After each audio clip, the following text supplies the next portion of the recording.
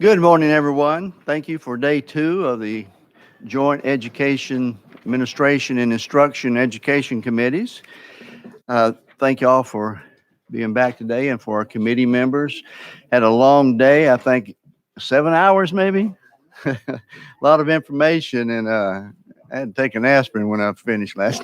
It only felt like 70. Exactly.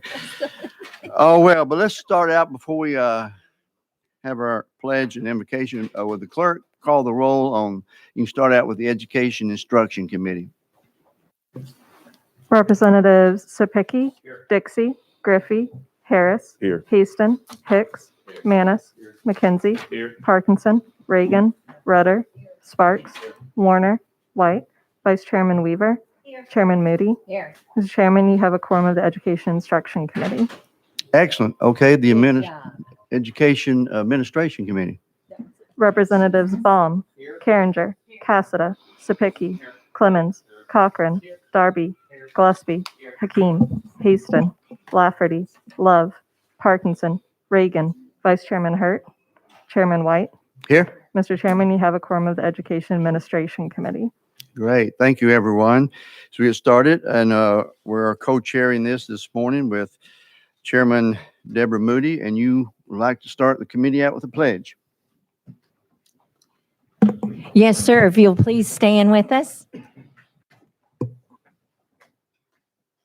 I pledge allegiance to the flag of the United States of America and to the republic for which it stands, one nation under God, indivisible, with liberty and justice for all. Thank you very much. And now I'd like to call on phone Representative Michelle Carringer to lead us in a prayer this morning as we start out.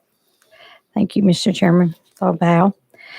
Our Heavenly Father, we come before you today very humbled, very honored to be here, and especially, Lord, to talk about our children in the state of Tennessee. Each one of us on this committee and each one in this room, I know, is very passionate about our children here in Tennessee.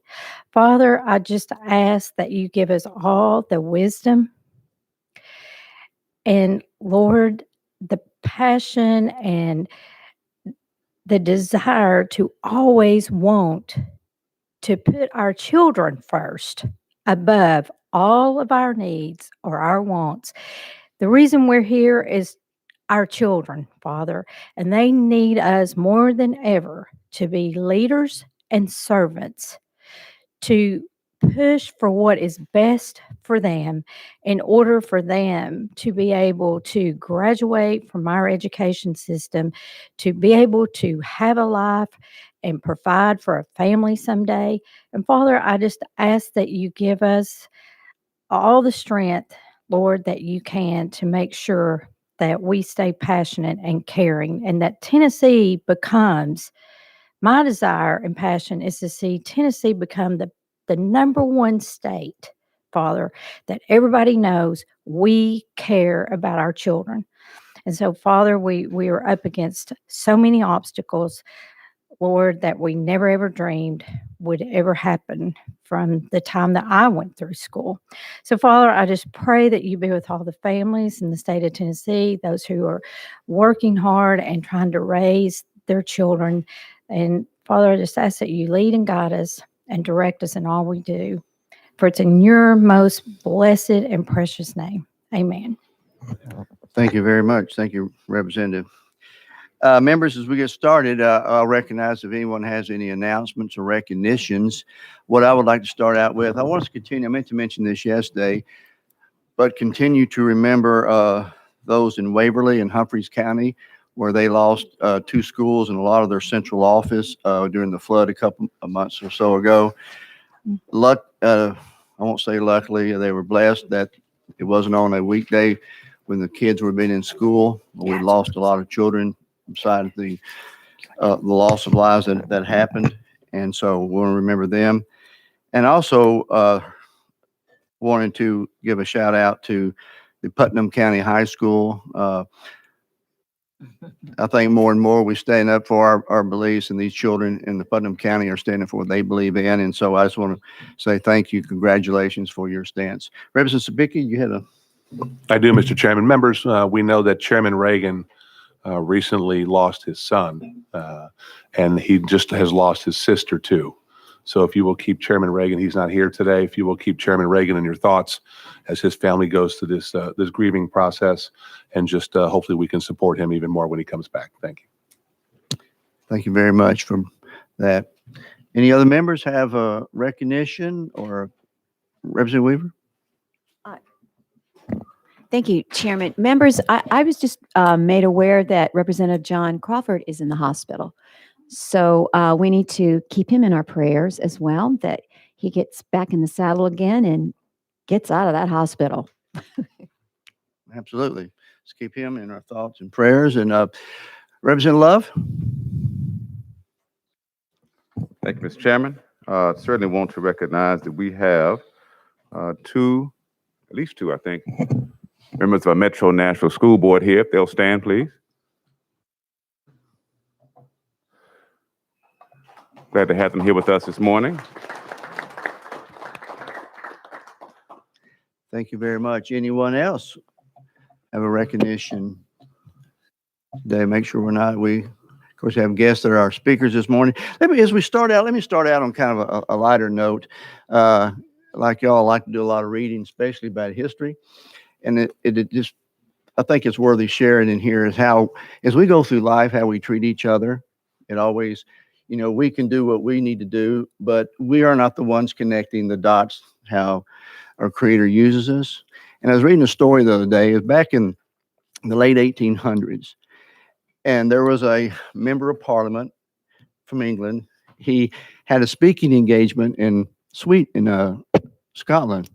So he took the train from London to Scotland, but then he still had to take a carriage ride to this place he was speaking because it was a distance away and it was raining, so the carriage got stuck in the mud. Well, a young boy came along and he helped him get out.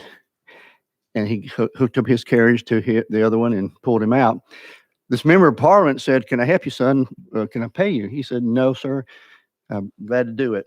And he kept offering. He said, well, then he started talking to him. He says, "Well, what do you want to do when you grow up?"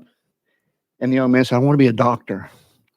So this member of Parliament remembered that. He said, "Now, when you finish high school, come see me and I'll help you get into medical school." Okay, that was an incident in the late 1800s. Fast forward 50 years. 50 years later, there's a gentleman lying in Morocco, lying in the hospital, dying of pneumonia. This gentleman was Winston Churchill. He was saved because a few months or years earlier, there was a doctor by the name of Alexander Fleming who found the cure for pneumonia in penicillin. They gave the penicillin to Winston Churchill and saved his life. Well, Dr. Alexander Fleming was this young man who pulled the guy out of Parliament out of the mud. And the man in Parliament was Randolph Churchill, Winston's father. Talk about connecting dots, how we treat each other. We never know in a lifetime how someone else's life will be changed. And I just thought that was really a moving story when I read that. So let's don't forget that. Okay, let's begin this morning. We have one presentation. It's the Tennessee Value Added System. There's a lot of talk about accountability and things, so we've invited them to give us an update on TVOS. And so I'd like to invite up to the podium Dr. John White, and why don't Superintendent Mike Winstead, why don't you come up and occupy the other table so you'll be ready at that time also. But we'll start, Dr. White, with make sure your mic's on, the light's on, and you're recognized to state your position, name for the AV record. Will do. Thank you, Mr. Chairman. Hi, John White. I'm the Senior Director of EVOS with SAS. Oversee all of the work that SAS does with value-added models and growth models, and have worked with Tennessee for the past decade with TVOS. Thanks for having me. You're recognized. Perfect. Okay, so today I'm going to really just go through a very high-level presentation around TVOS, just kind of a 101. And I appreciate any questions that you may have about the system, but I'll go ahead and just jump right into it. So most of you are probably familiar that TVOS actually started in Tennessee. So I work with a group or work over top of a group, overseeing a group named EVOS. I live in North Carolina, actually, and work for a company called SAS. But TVOS started in Tennessee back in the mid-'80s under the direction of Dr. William Sanders. He was actually a professor at University of Tennessee in Knoxville, doing work around measuring student growth. So this was before SAS actually acquired TVOS around 2000. So in those early in that early research setting, Dr. Sanders really found that he could provide very reliable measures of student growth. He found that we didn't have to just focus on student achievement or how high scoring students were, but rather we could look at how much progress they were making from one year to the next. We knew that there were a lot of concerns or challenges with student testing, such as test scores aren't perfect. There's a lot of student mobility. There's a lot of missing test scores, especially with certain types of students. And all of these challenges were mitigated and overcome with some of the methodologies that Dr. Sanders started back then in the mid-'80s. So one of the other things that they were able to find is that teaching really does matter. It makes a huge difference. And individual teachers really make a huge difference in terms of the amount of growth that students are making from one year to the next. In fact, I'll say some of those early findings stated that if you think about teachers and differences with teachers within schools, and then differences of schools and differences of districts, teachers account for about 60% of the variability of student growth that we see. Schools account for about 30%, and the remaining 10% are differences that we see at the district level. So it really does make a big difference who the individual teacher is when we're thinking about student growth.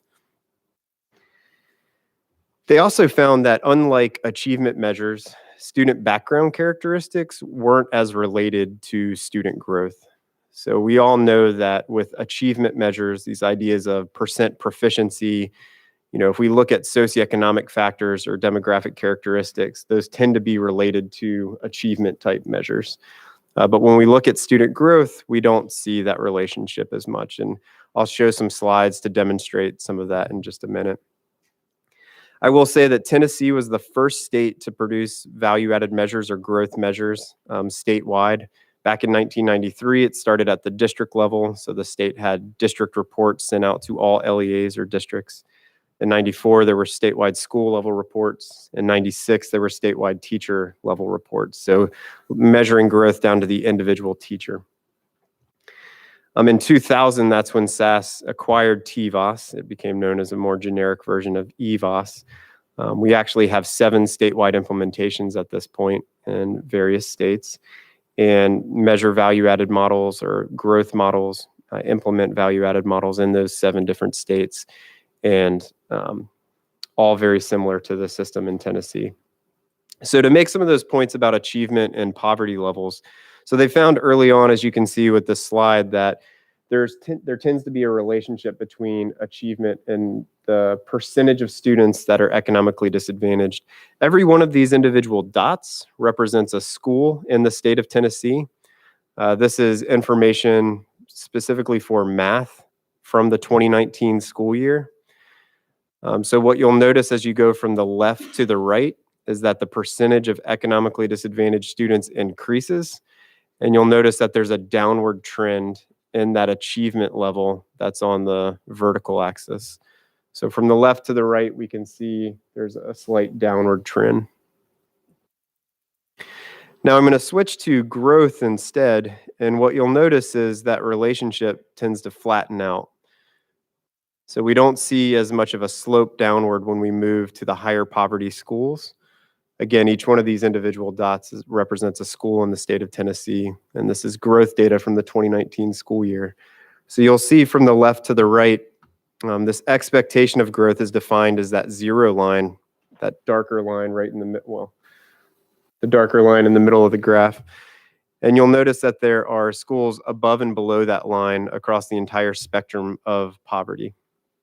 So measuring growth, you can really see schools that are doing well with their students kind of across the spectrum of poverty or across the spectrum of achievement. So this is a graph that shows the relationship between growth and achievement in the state of Tennessee. So there tends to not really be a relationship here. What that means is we find schools that are very low achieving that are able to make high amounts of growth with their students. We find schools that are very high achieving that are also able to make high amounts of growth with their students. And also the opposite. We also see schools that are high and low achieving that also don't make as much growth with their students. So it's a very different measure than your typical achievement type measures, which are the more absolute, how high achieving are students. So what is TVOS? What is the model? What does it really mean? This is a pretty conceptual way to think about it, but I think it's pretty straightforward. So TVOS, the Tennessee Value Added Assessment System, I might say value added models. I'm really talking about just growth models or measuring growth. But to really put a definition out there, TVOS measures the change in achievement of a group of students from one year to the next to an expected amount of change based on those students' prior achievement history. So there's a couple of really key important parts. We're talking about groups of students. That group is defined as the group of students with a particular teacher, or the group of students with a school or at a district. And then at those group levels, we are providing measures at the individual subject and grade. So if a teacher might teach 5th grade math and 5th grade reading, we will provide different growth measures at 5th grade math and 5th grade reading for those teachers. We may provide also an overall growth measure that goes across different subjects and grades. But those growth measures are compared to an expected amount of change. So this expectation is also a very important part of defining what TVOS is. Expected growth is based on the average amount of growth seen in that year with a group of students or with the statewide group of students. This value, as I showed on the last graph, is always defined as a value of 0. It just represents the average growth seen in Tennessee in that given year for that subject and grade. And of course, we base all of this on the prior achievement history of that particular student. So when we measure growth, the student is compared to their own prior testing data. So this is really important. Again, I was showing how growth is not related to things like socioeconomic and demographic characteristics typically.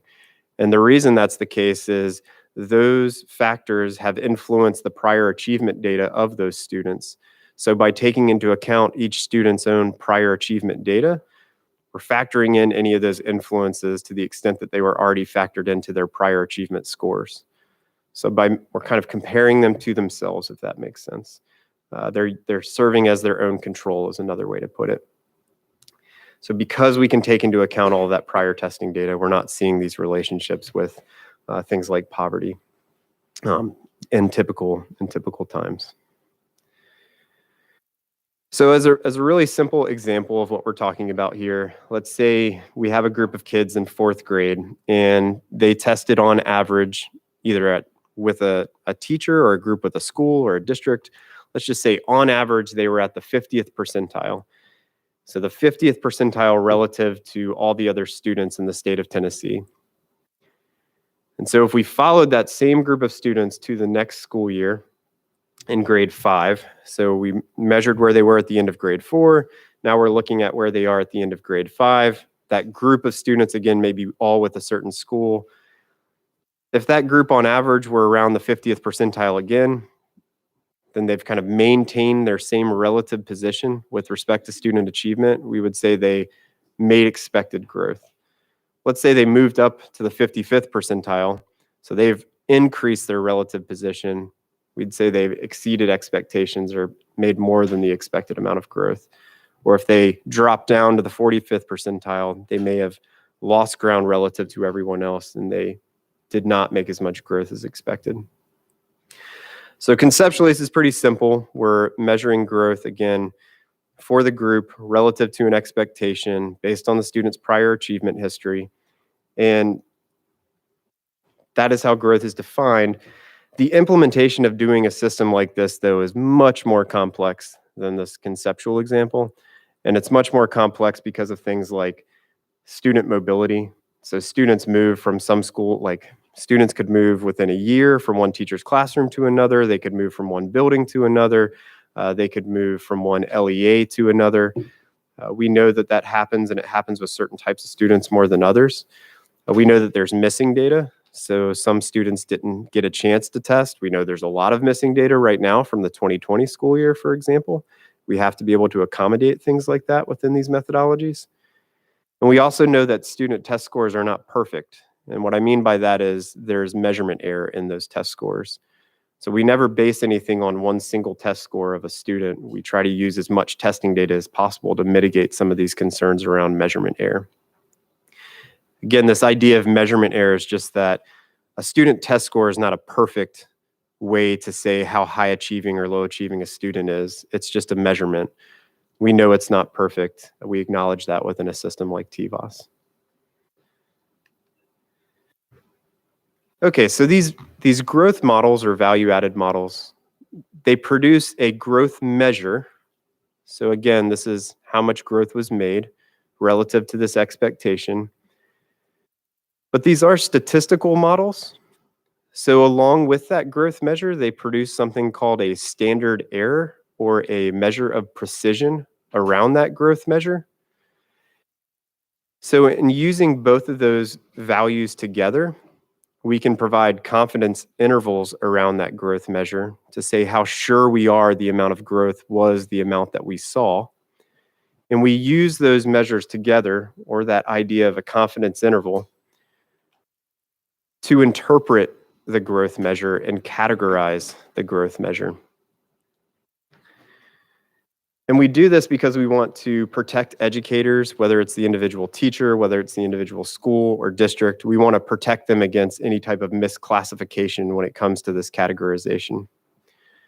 So you will see a lot of color coding within the TVOS system if you look at any of the value-added reports, or if you're a teacher that logs into this system.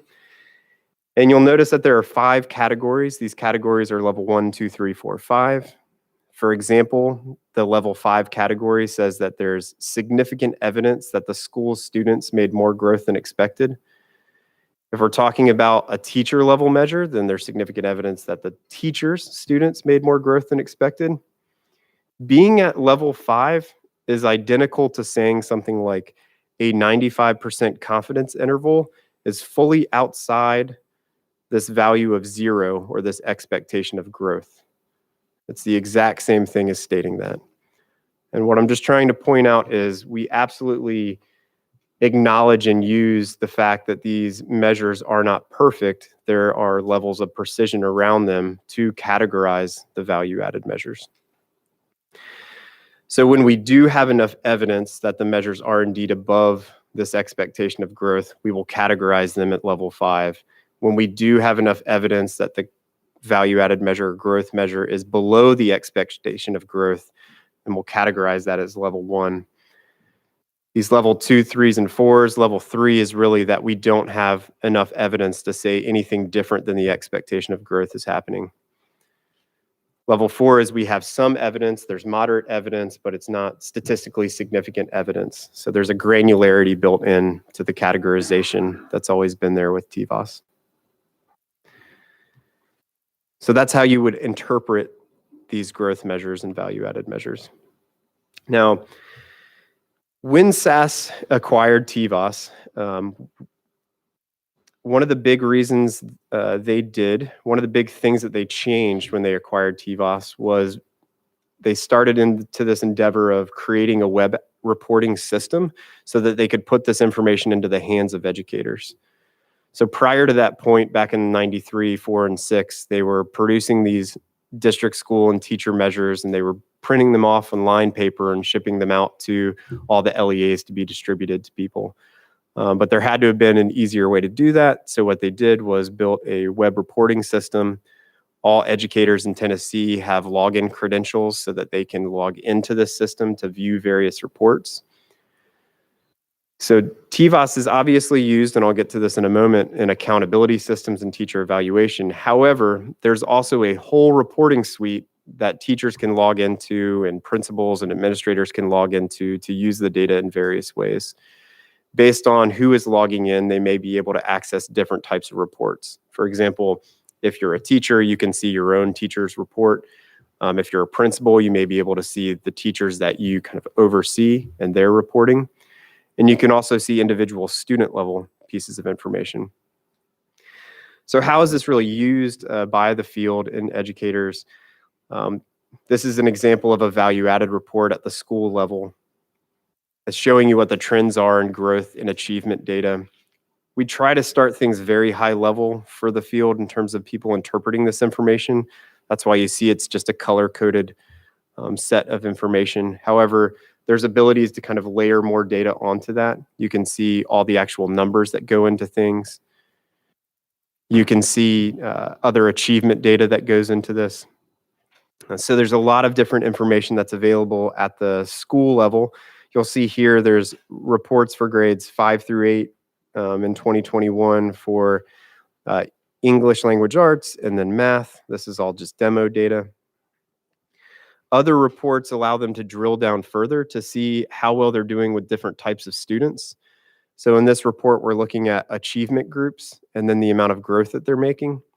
So they can determine, am I making more growth with my lowest or highest achieving students? We can see this for different schools. We can see this for different teachers. A principal can see whether certain teachers are making higher or lower growth with different types of achievement levels of students. So you may have one teacher that is doing really well with their highest achieving kids, but a different teacher that does really well with their lowest achieving students. And so it's a really good tool to identify best practices, maybe pair people together to promote improvement in practices. Again, this type of information can be split in all kinds of different ways. It doesn't have to be achievement groups. Maybe we're talking about socioeconomic and demographic groups or other types of student groups. There's a lot of different reports that show that.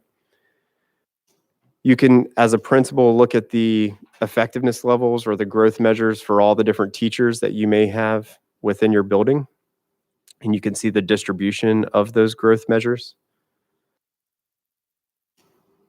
An individual teacher can see their own data for each subject and grade that they may have growth measures in. They can see the students that they taught.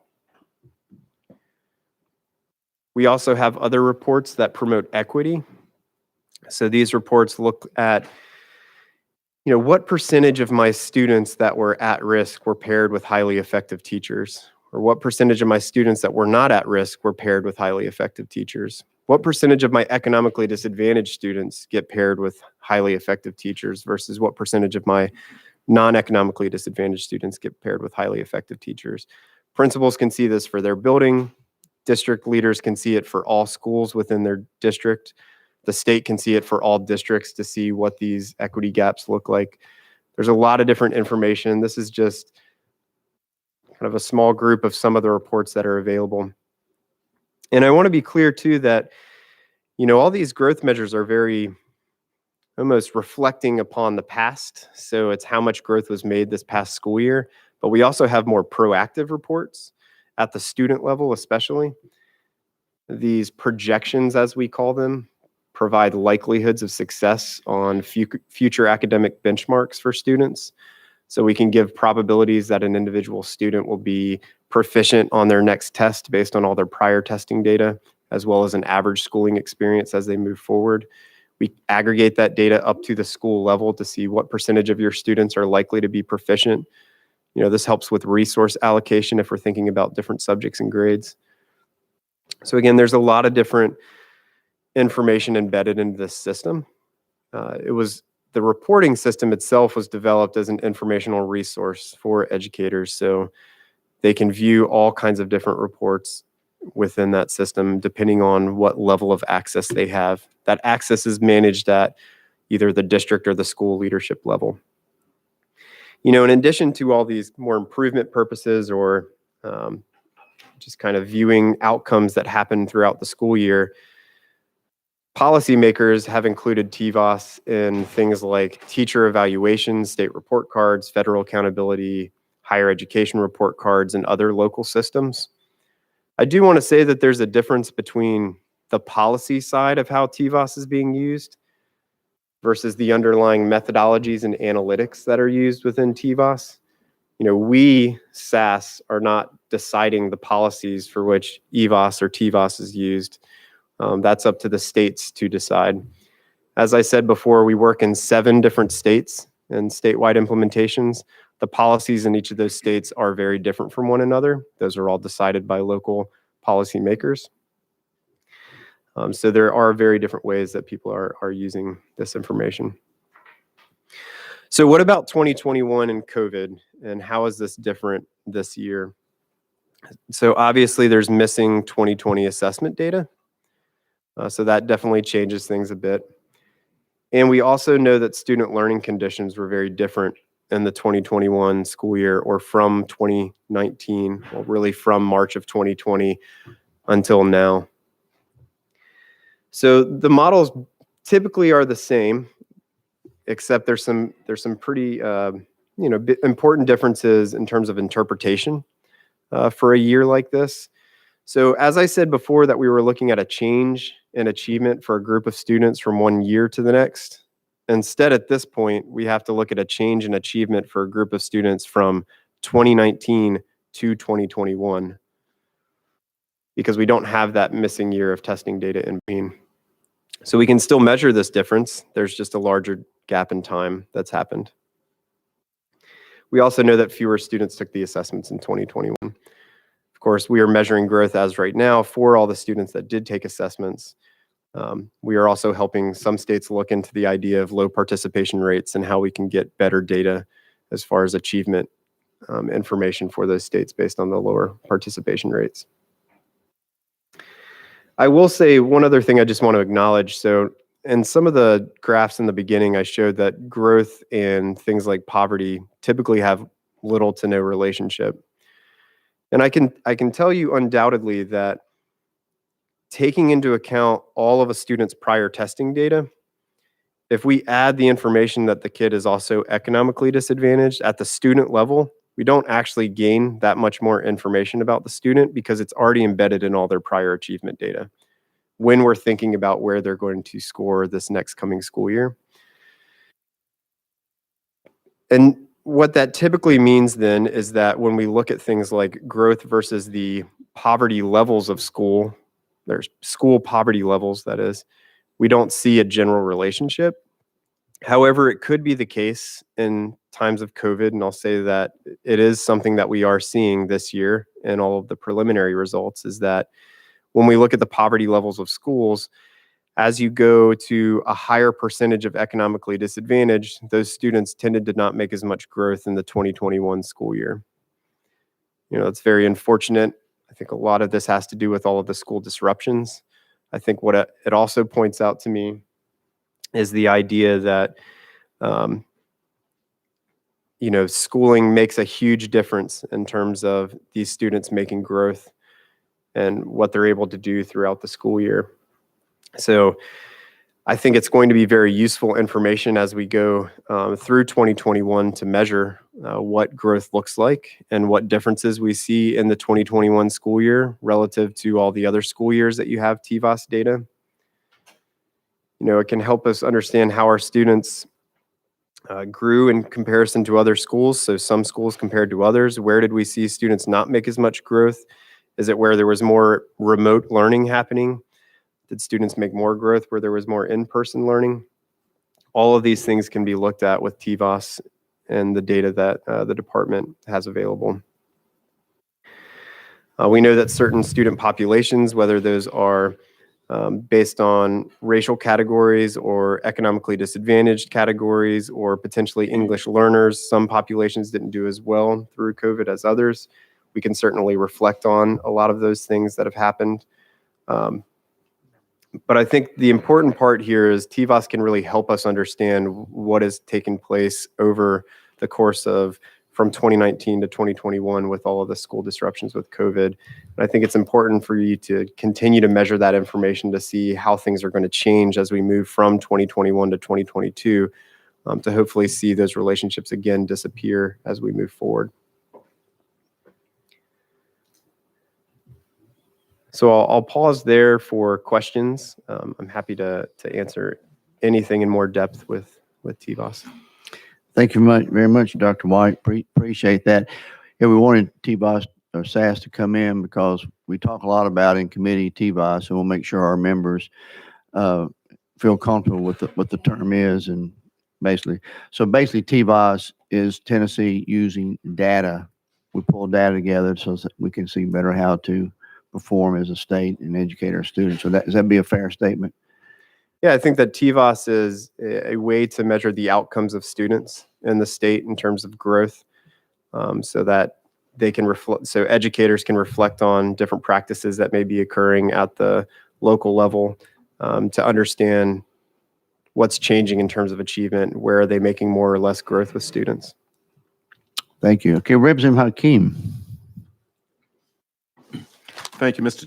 Chairman, and Dr. White. I'm very appreciative of the information you're providing. I just need some clarity, and I'm probably going to misstate some of the things you shared with us, but there's a question in here somewhere.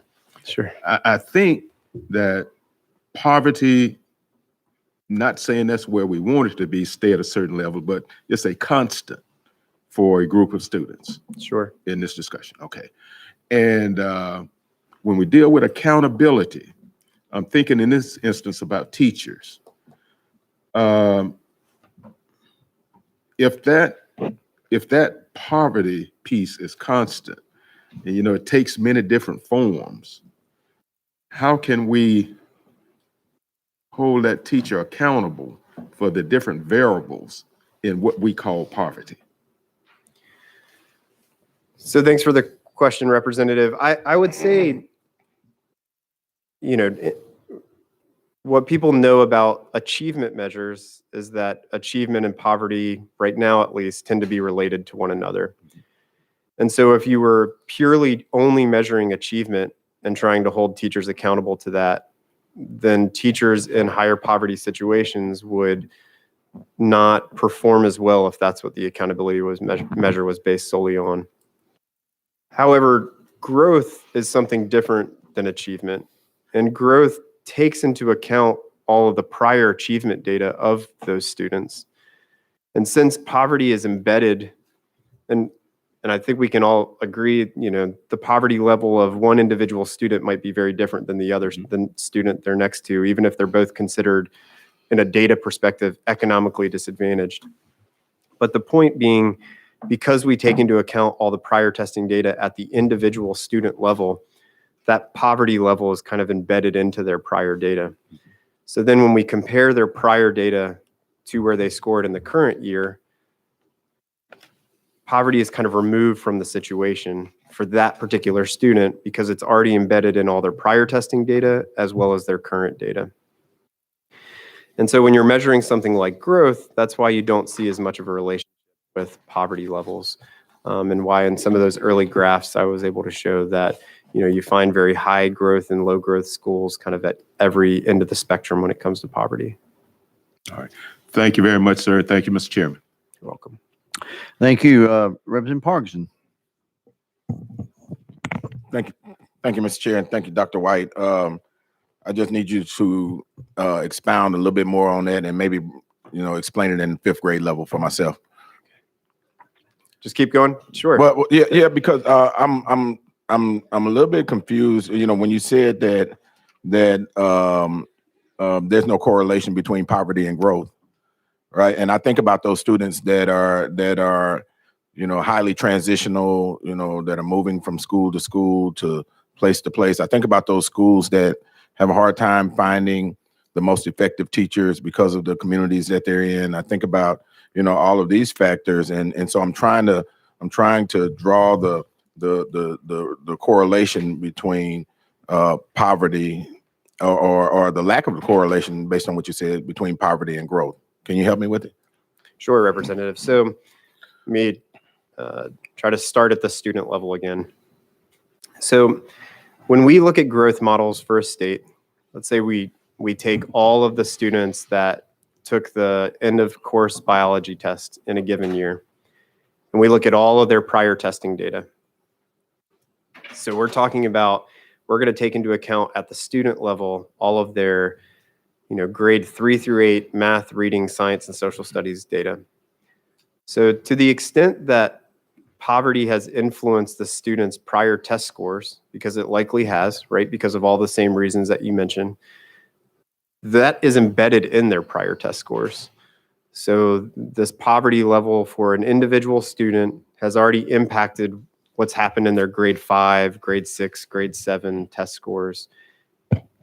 Maybe it's not exactly the same every single year, but those influencing factors have impacted their prior testing data.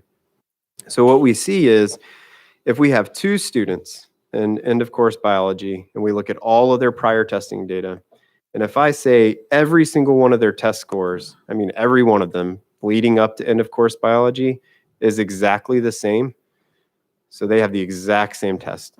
And one is very kind of high poverty and one is very low poverty. Would we expect anything different from these students? We know that all of their prior testing data is identical to one another. I would say that kind of state policy has said we don't take that into account in the growth model. And I can tell you statistically that adding in the additional indicator that this student is economically disadvantaged and this student is not, doesn't add any more information into the model, because we've already taken into account all the prior testing data for that student. Now that's at the student level, the individual student level. And we're talking about, again, all of their prior testing points being exactly the same. So then we go one step higher to group levels, if you will. And that's where it gets a little different. So at the group level, we're talking about, again, the group with a school, for example, and we're talking about now group level characteristics. So that's where we see the percentage of students that are economically disadvantaged at a school. And I would say typically, like we see in 2019 in this graph, if we look across the spectrum of achievement, the spectrum of poverty in terms of group level poverty. So some of these schools over on the far right-hand side, 80 to 90% of their students in the school are designated as economically disadvantaged. Or on the far left-hand side, 1 or 2 or 5% of their students are designated as economically disadvantaged. I would say that generally in years like this, we don't really see that much of a relationship between growth and those poverty levels at the group level. That's not to say there can't be. And to your point, if schools are able to attract better teachers, maybe that are in lower poverty areas, that are more effective for whatever reason, or there are more resources given in certain places, then maybe that's going to change some of the group level association in terms of whether the growth at the school level is related to the group level poverty at that school. And one thing I said before, in times of COVID, because of school disruptions, we know that a lot of higher poverty areas tended to have more school disruptions. And so one of the things that we do see this year with data that we're seeing with some of the preliminary data that's not publicly available yet is that once you get above a certain threshold in terms of the poverty levels, those schools tended to make less growth. Now, again, at the student level, we don't really get more information just saying one student's economically disadvantaged versus another when we take into account all their prior test scores. But at the group level, when we aggregate this up, there can be relationships. There typically are not. But in times of COVID, we do see that there are some. And I think one big takeaway here for me, and I think just looking at this data, is what we see is that means schooling really makes a pretty big difference, right? We had a lot of remote learning happening, more school disruptions in certain places. We've seen that some of those places that had more of that disruption didn't make as much growth this year as we've measured with TVOS. And so it does show up in some of those graphs for those particular times. You may follow up. Thank you, Mr. Chair, and thank you, Dr. White. So based on the information you have before you now, was there? Are you saying that there's no difference in the growth between those students in poverty versus those students that are not? So I would say that all I was saying is in 2019, this is the actual empirical data that we saw. And in 2021, the empirical data that we're seeing is that the very highest poverty schools did experience less growth than the low poverty schools. Okay, and just one quick last one, Mr. Chair. What's the main factor? What do you think is the main factor in increasing growth? Is there a formula that you know of? Is it effective teachers? Is it what do you think the main factor is for increasing growth? Yeah, I cannot answer what is the main factor of increasing growth. I can tell you this, that there is a lot happening in different schools all across the state of Tennessee that they have context for that I do not, sitting in an office doing statistical programming, for example. I am not an educator sitting in the classroom, so I know that educators that do sit in the classroom may use information from TVOS from an outcome perspective, but they're also using a lot of other data or implementing a lot of other interventions. I do not know what intervention may be implemented that potentially could be the best. We are happy to do research with the state, though, in terms of data being captured by the state to do any type of analysis of what is related to the amount of growth students are making. So if there is something being captured at the state level that we could use to compare to the growth being made, we can certainly understand some of the trends and relationships. So is there growth in the TVOS measurements now? Are we measuring growth? Yes, TVOS measures growth. We are measuring growth, right? Okay, that's what I thought. Okay. Thank you, Mr. Chair. Yeah, committee members, I've got a lot of people asking some great questions. Let me bring into the discussion Dr. Mike Winstead, Director of Schools in Maryville, and you're welcome to jump in and answer these questions. I know you also have a presentation. So members, let me bring Dr. Winstead into this, and I've got you on the list. We'll get to your questions, but would you have a few things you want to say? Then we'll bring you into the question and answer also. We'll do this as a team effort. Okay. Red light, is that correct? Can you use this on? We've got you. Okay. Thank you, Chairman White and Chairperson Moody. It's great to be here, and good morning to all of you. I'm Director of Schools in Maryville City Schools, Mike Winstead. That's my 8th year as director, and prior to that, I served as a research and evaluation person in Knox County schools.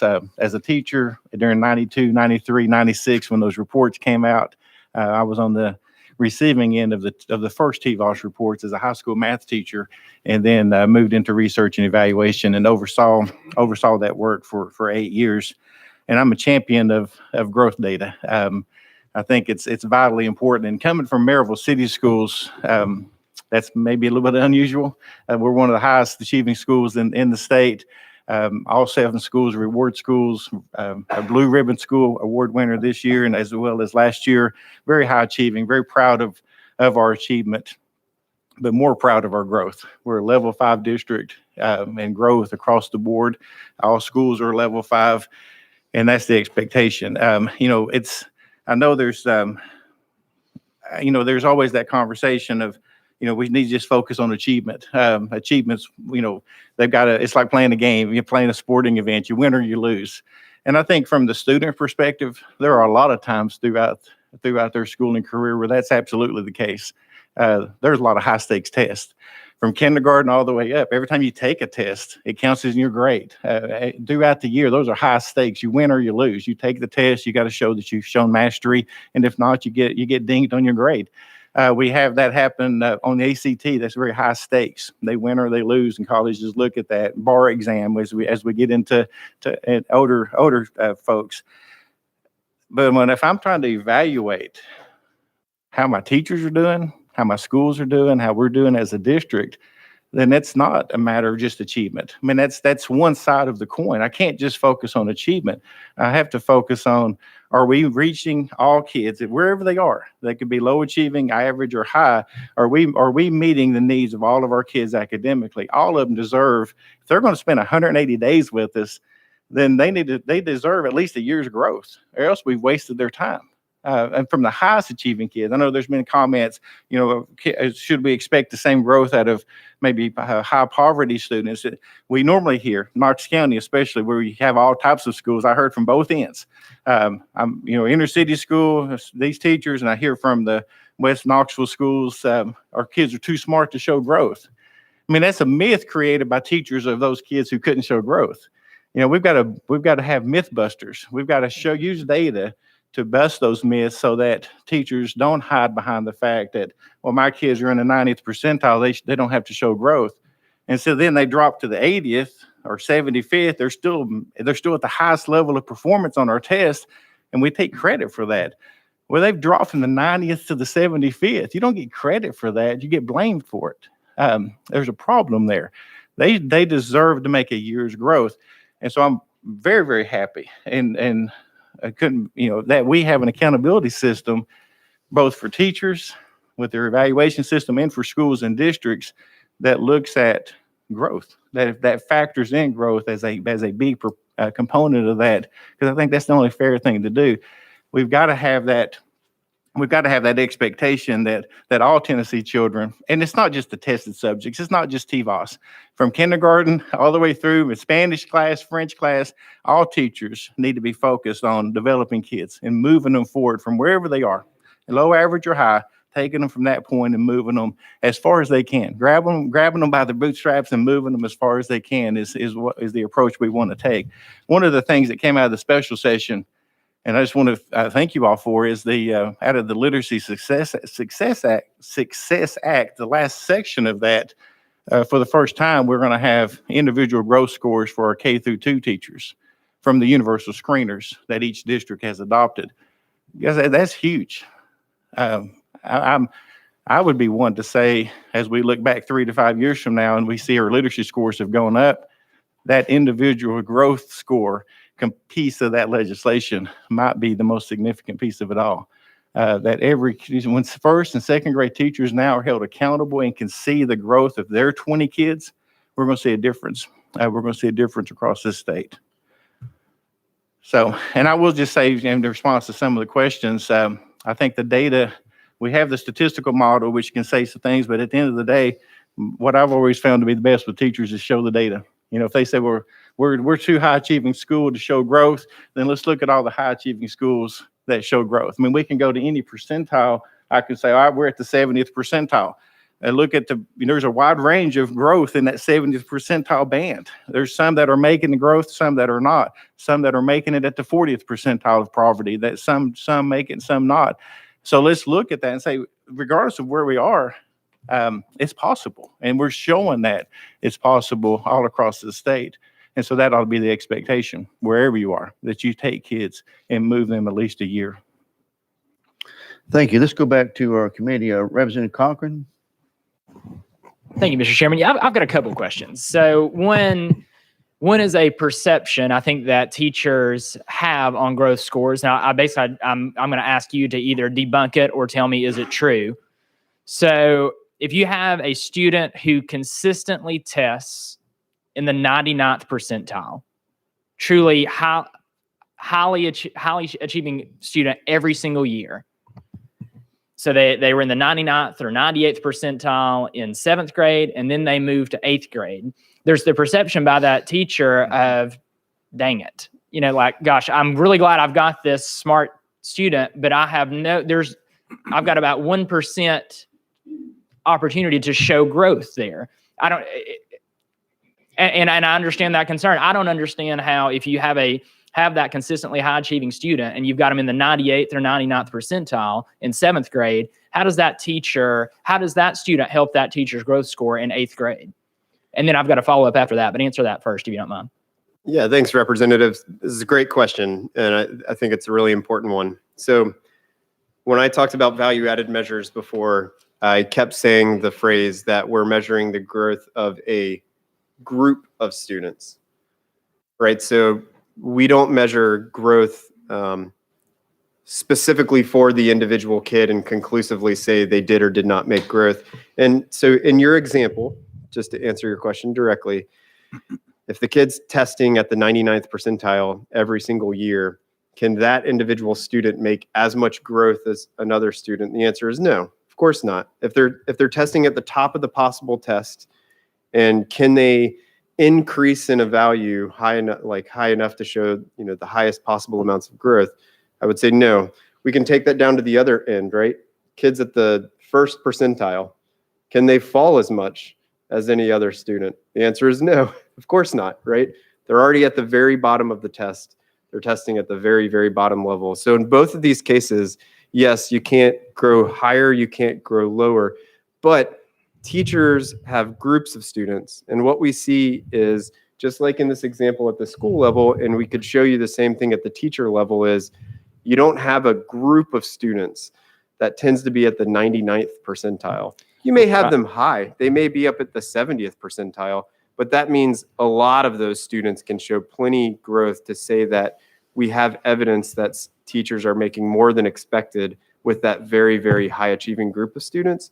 But for an individual single student, you're absolutely right. But where I think the flaw is, though, is that the individual scores affect the group. That the individual scores the individual growth is all calculated into how the group moves. And so if I have an issue, and it may just be one of those things that every system is flawed, but I think this is a flaw in this system. I have an issue that a teacher is punished for having a high achieving student, for receiving one from 7th grade into 8th grade or whatever grade it is, because that one student, their growth cannot help the group that much. And we're talking about the group's growth. Now, if they have a bunch of students in that 70th percentile, yeah, they got a lot of room there. And I understand that it would be a rare thing that an entire group would be that high. But my issue is you're being essentially that teacher's growth score or potential growth score is negatively affected when they get high achieving students in their classroom, and that should not be the case.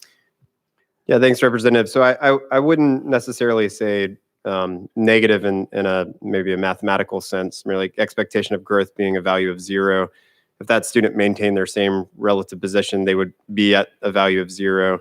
And as a group, again, if we looked at the highest achieving groups of students with teachers, you'll see that of the highest achieving teachers in the entire state, meaning the highest achieving groups of students with teachers in the state, you'll still see teachers at those level 5 levels. And you'll still see teachers at the level 1 level because their students are falling below and losing ground, like we were just stating before. And again, just to look at the very opposite end, the teachers that have the lowest achieving students, by the same kind of logic, we also see teachers with the lowest achieving students making more than expected, but also less than expected. And so we see those teachers too at the very, very lowest end of the level making less than expected. And so empirically, I understand your concern. I really do. And I think a lot of teachers have that.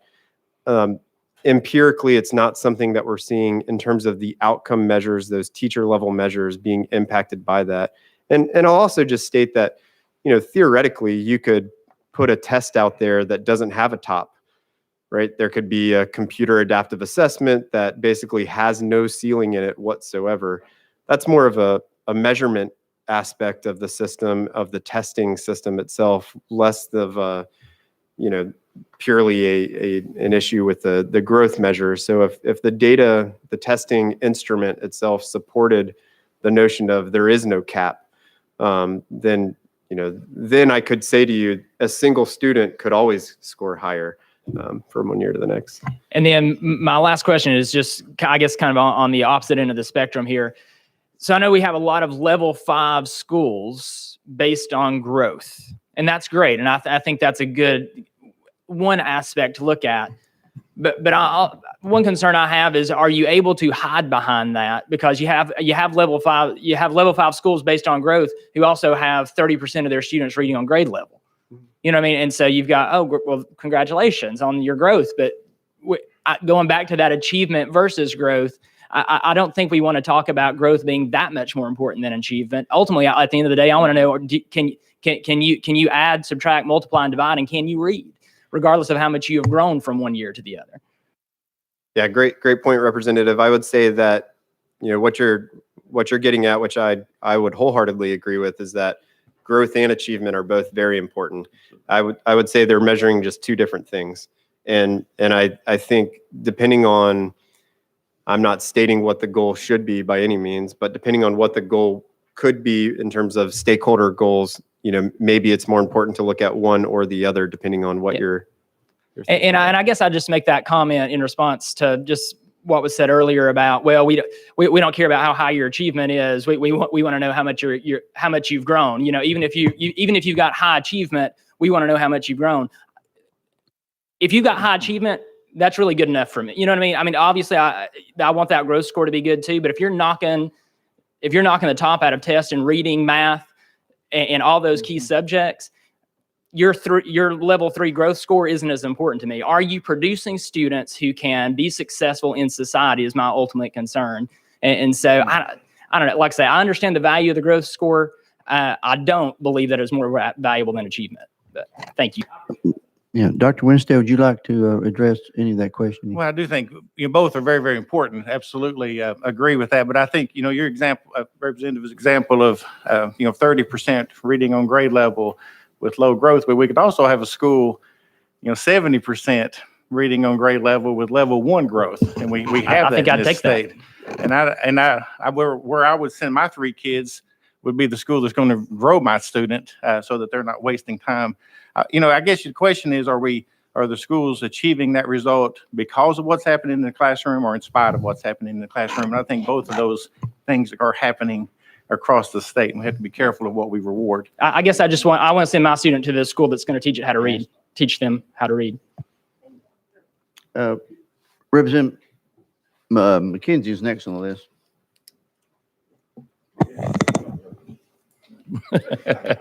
The McKenzie starts with M. Yeah. Thank you, Mr. Chair, and thank you for this. Really, as we talked about yesterday, TVOS 101 for those of us that are fairly new to this process. Did have some experience when I was on commission, but so help me get to my question. So I appreciate what the statistics and the data does as far as normalizing or trying to get to that key metric, which is growth. So with you all, and I know this is a theoretical thing, but with you all basically zeroing out, poverty and these other economic things within the group level, what it does is take, what it can do is just really take a teacher's effectiveness year over year. And as Dr. Winstead said, making sure that they're not sitting there for 180 days. I'm paraphrasing you, and not growing. And then you also said that the data is available to both LEAs and instructors and school level administrators. Is that correct? That's correct, Representative. So once you determine an effective instructor, now it sounds like he or she now is effective. They've done a good job year over year within this situation. Can the model predict or ask the LEA to maybe spread those effective teachers across the LEA to make our poor performing schools better? So thanks, Representative. I would say the model itself isn't asking, the measurement of growth is what the model's doing. And the model is not asking the school districts to kind of do anything in terms of spread some of the growth that's happening with one teacher kind of out across through other teachers or anything. But what I will say is happening in a report within the system is that some of those equity reports I was talking about before, we do show things like what percentage of your economically disadvantaged students, or maybe your at-risk students, your lowest achieving students, were placed with a highly effective teacher versus your non-at-risk students placed with a highly effective teacher. And the idea there, so there's that notion of the report that says, I'm going to reflect back on this past year, and I'm going to say, given what I knew going into the school year, how many kids in my school that were at risk did I place with a highly effective teacher, and how many kids within my school did I place with how many non-at-risk students did I place with a highly effective teacher, to see if there was some kind of equity. The report then allows the user to create a more proactive piece of information that says, okay, well, right now, let's say the reporting in a normal year was released in, August or September. It can say, here are all my at-risk students, here are all my not at-risk students, here are all my effectiveness levels of my teachers. Am I placing teachers with students in a way that there's going to be equitable access to highly effective teachers? Or, they can also look at the data and say, I want to make sure I have more highly effective teachers with certain types of students. So it can show some of that information and be used in that way, but it's not necessarily prescribing to do that in the system. All right. But in my mind, I think it should be. It's a great equity report. But if and I'm not saying any are out there that are doing that, but Dr. Winstead said in Knox County, I mean, we have the full spectrum, of schools, and so and they're fairly equally distributed across racial lines and everything. So I like the report, but if it's just a report that's just data for an LAA to look at and maybe not act on, especially year over year. So if the answer is you're not doing very well as far as the equity reporting, you're not putting your highly effective teachers in situations that can improve overall results, what can we do, year over year to make that, if that's where it relies, make that equity report, give it a little more meat? Yeah, thanks, Representative. I would say that, to me, again, there's a separation between the analytics and the measurement of some of these outcomes versus some of the policies in place. And I would say, policies, whether those be at the state level or the local level, would be what would drive what you're saying. So reflecting on that report and deciding to do something about it. Representative, the department has provided, and I know we've had some snafus with testing and things. But we have a human capital report that addresses just what you're saying. It includes data. Not only there's several demographic type reports in there about number of teachers who are leaving the profession in each district, how many new teachers you have, but it also has a report breaking down where our most effective teachers, which students are our most effective teachers working with, and how many of our below students who came into the grade level scoring at that below level, what percent of those had those most effective teachers. And then through our E-plan, our strategic plan that we have to submit to the state, that human capital report is part of that, has to be part of that strategic plan that each district's submitting. Okay. My last question. Okay, sir, you're recognized. Thank you. And shifting a little bit. So, and I think, as you know, with you have great models, great statistics, but at some point it breaks down.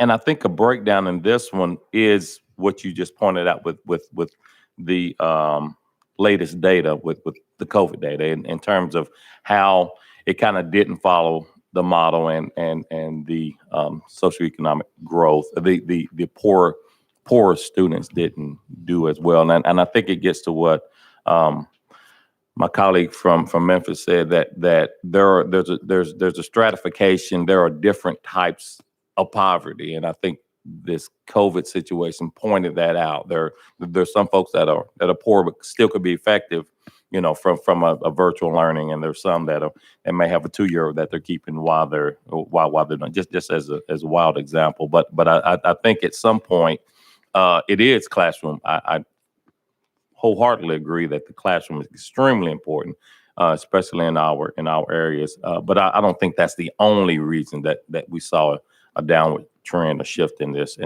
report. I think, I would ask that you maybe kind of take that and, see if you can always improve a model. But again, like I say, there's poor and then there's, poor. So it'll be good if we could, try to me, this was an opportunity, an unfortunate worldwide pandemic, but an opportunity for us to learn. And I would hate that we just take that data and put it all into one bucket and say, they weren't in the classroom. So just something for your consideration. Sure. If I could respond, Representative, just to say, I mean, no models are perfect, of course. As they say, some are useful, some are not. I think in measuring growth in this situation, you could say, well, look, the outcomes seem to be related to some of this group level characteristic for this particular year. One interpretation of that is, empirically, that's kind of what the growth is showing for this particular year. One change that you could produce into the model is say, I'm going to account for the poverty levels of schools and adjust out that level. If you do that, then there can be no relationship because analytically or statistically, you took it away. And that, in some cases, it depends what you want to use the information for. That can be a good thing in some cases if you want to use it for something very specific, or it may also, hide something that could be happening within the data, such as growth over in this group, and forget poverty for a second, but just, think about any group level characteristics. If you adjust for all of them, essentially, you could be taking away any empirical growth that could be being made differently with different groups and just making it impossible to measure that because you're essentially taking it out from a statistical perspective. And again, I would just say that there are just different uses of the information. So if you're using it for this purpose or that purpose, maybe you would or would not want to make those types of adjustments. It would all depend on what you're trying to do with it. Thank you. Okay, members, I'm getting to you as quick as we can. A lot of good questions, and thank you so much for your engagement. This is one reason I want to do this before we go back in the legislative session in January. Since TVOS is such an integral part of our accountability system in Tennessee, we really need to have an understanding when we're talking about bills, whatnot. So ask your questions. We're moving right along. Good discussion. Representative Love, you're next. Thank you, Mr. Chairman, and thank you, Dr. White and Dr. Winstead. As has already been stated, poverty is already factored into the achievement of students. But I do want to raise the issue of how much we are factoring teacher mobility into the growth of these students and achievement. 2016 report from U.S. Department of Education contracted with the Institute of Education Services and Mathematica Policy Research to examine how low-income students' access to effective teachers in a set of diverse school districts has impact. One thing to discover was this: new hires are more prevalent in high poverty schools. They also discovered that 11% of teachers in high poverty schools transfer to another school within the district, as compared to 5% of teachers at low poverty schools. They also discovered that consistency in the classroom is an important factor when we're talking about how this child will learn, how this child will grow, because these are real situations where a child who is in a poverty situation, coming to school every day, we addressed absenteeism yesterday, is expecting to see that same teacher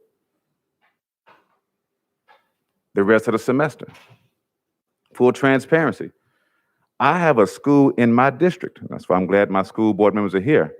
Robert Churchwell Elementary School is on its third principal, I think, in the last 2 years.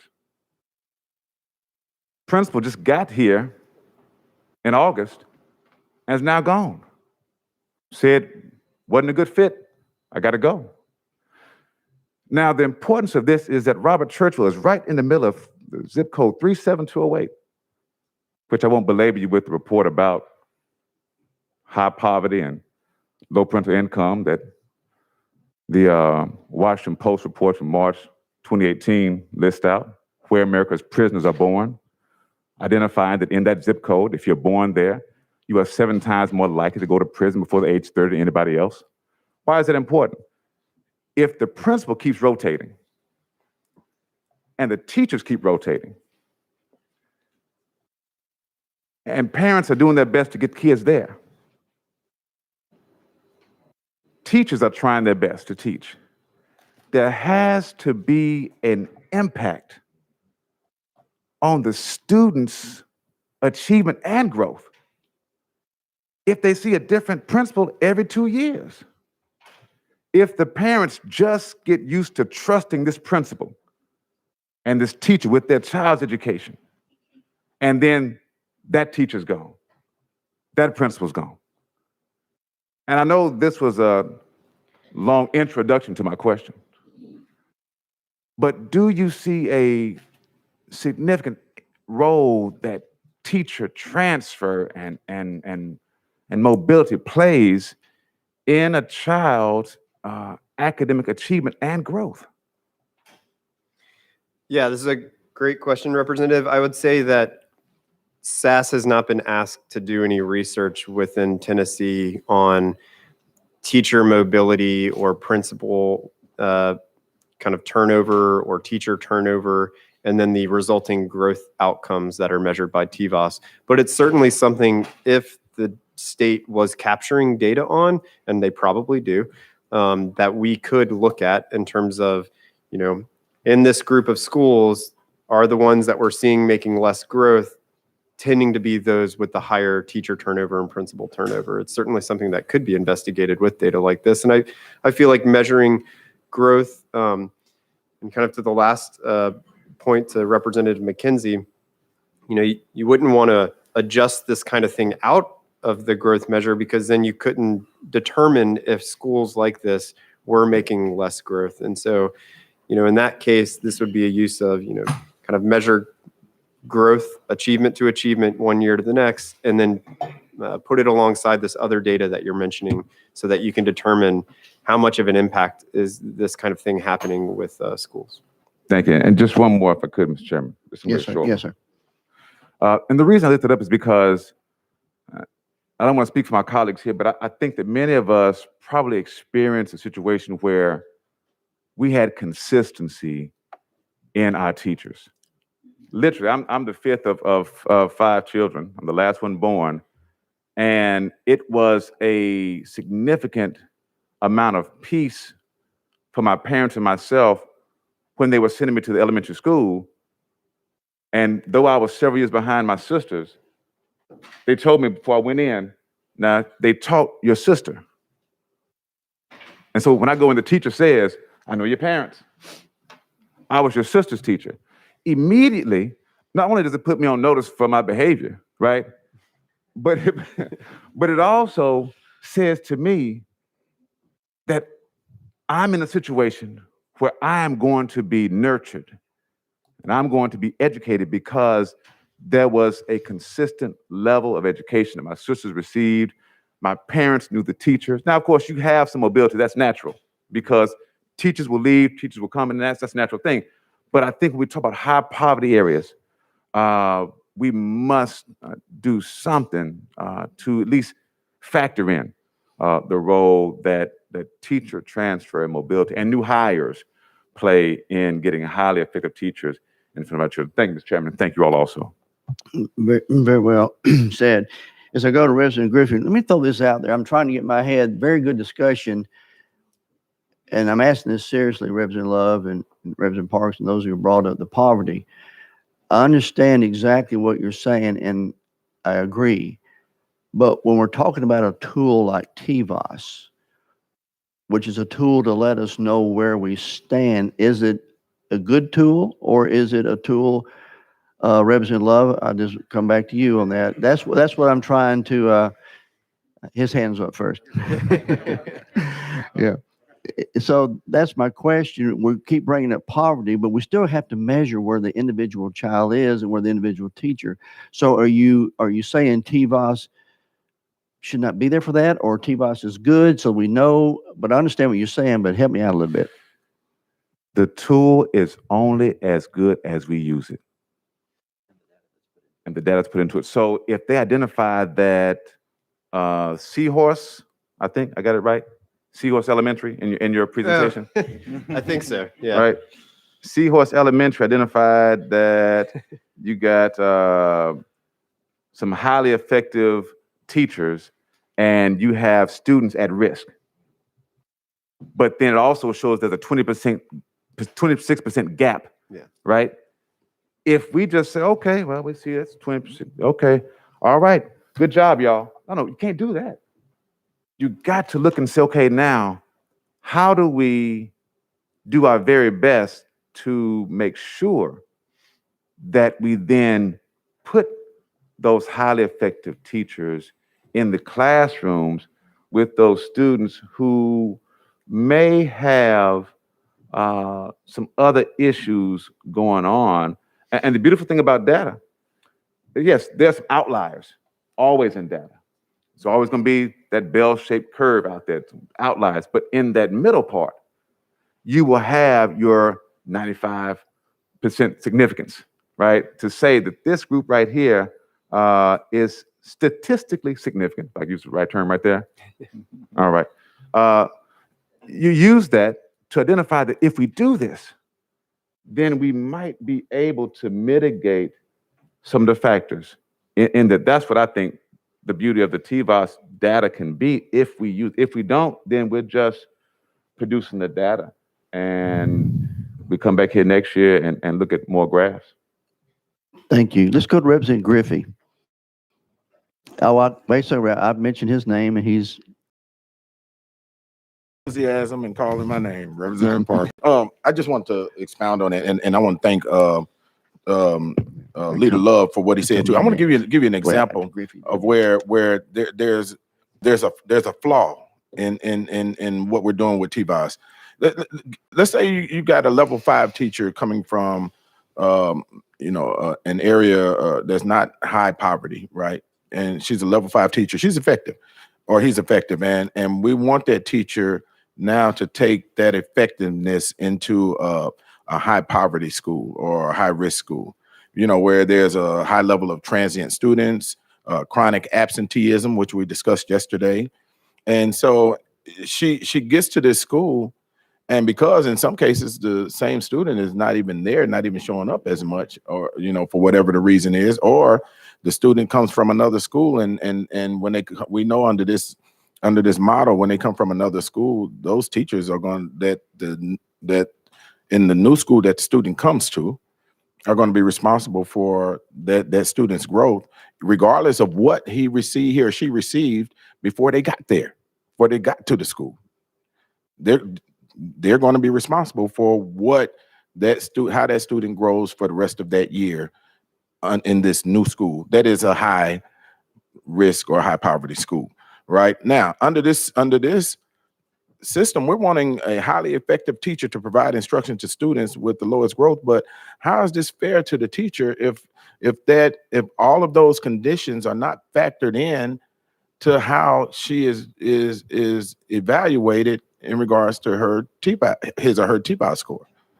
And then when you think about that, if I was a highly effective teacher that was going into or considering going into a high poverty school or high risk school, I would not consider it, because I'm going to be affected, by the conditions of that school, but it's not going to be factored into my evaluation, the conditions of that school. And think about that, Mr. Chair.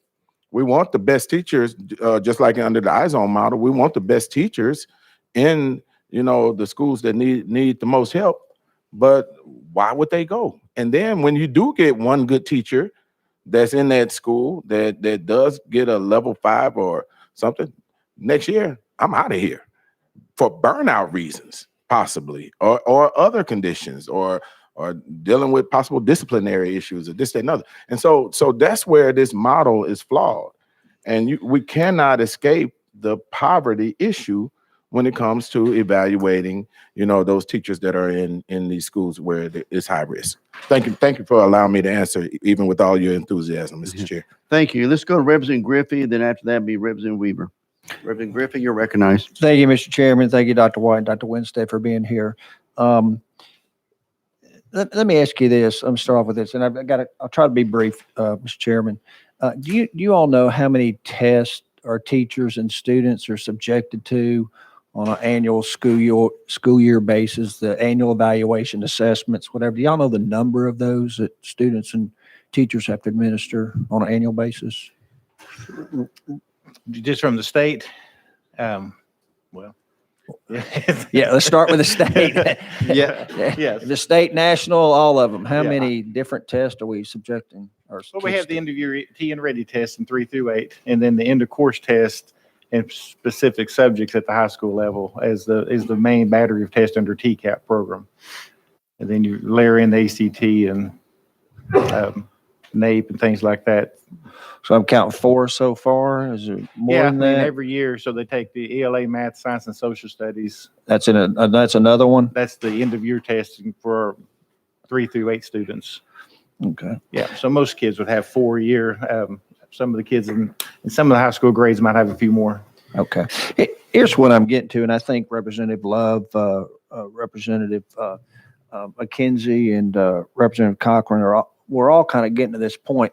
I think what our parents want is they want assurances that if they send their kids to school, regardless of where the school is, that the kids are going to be able to read and write when they get out of there and reach achievement level.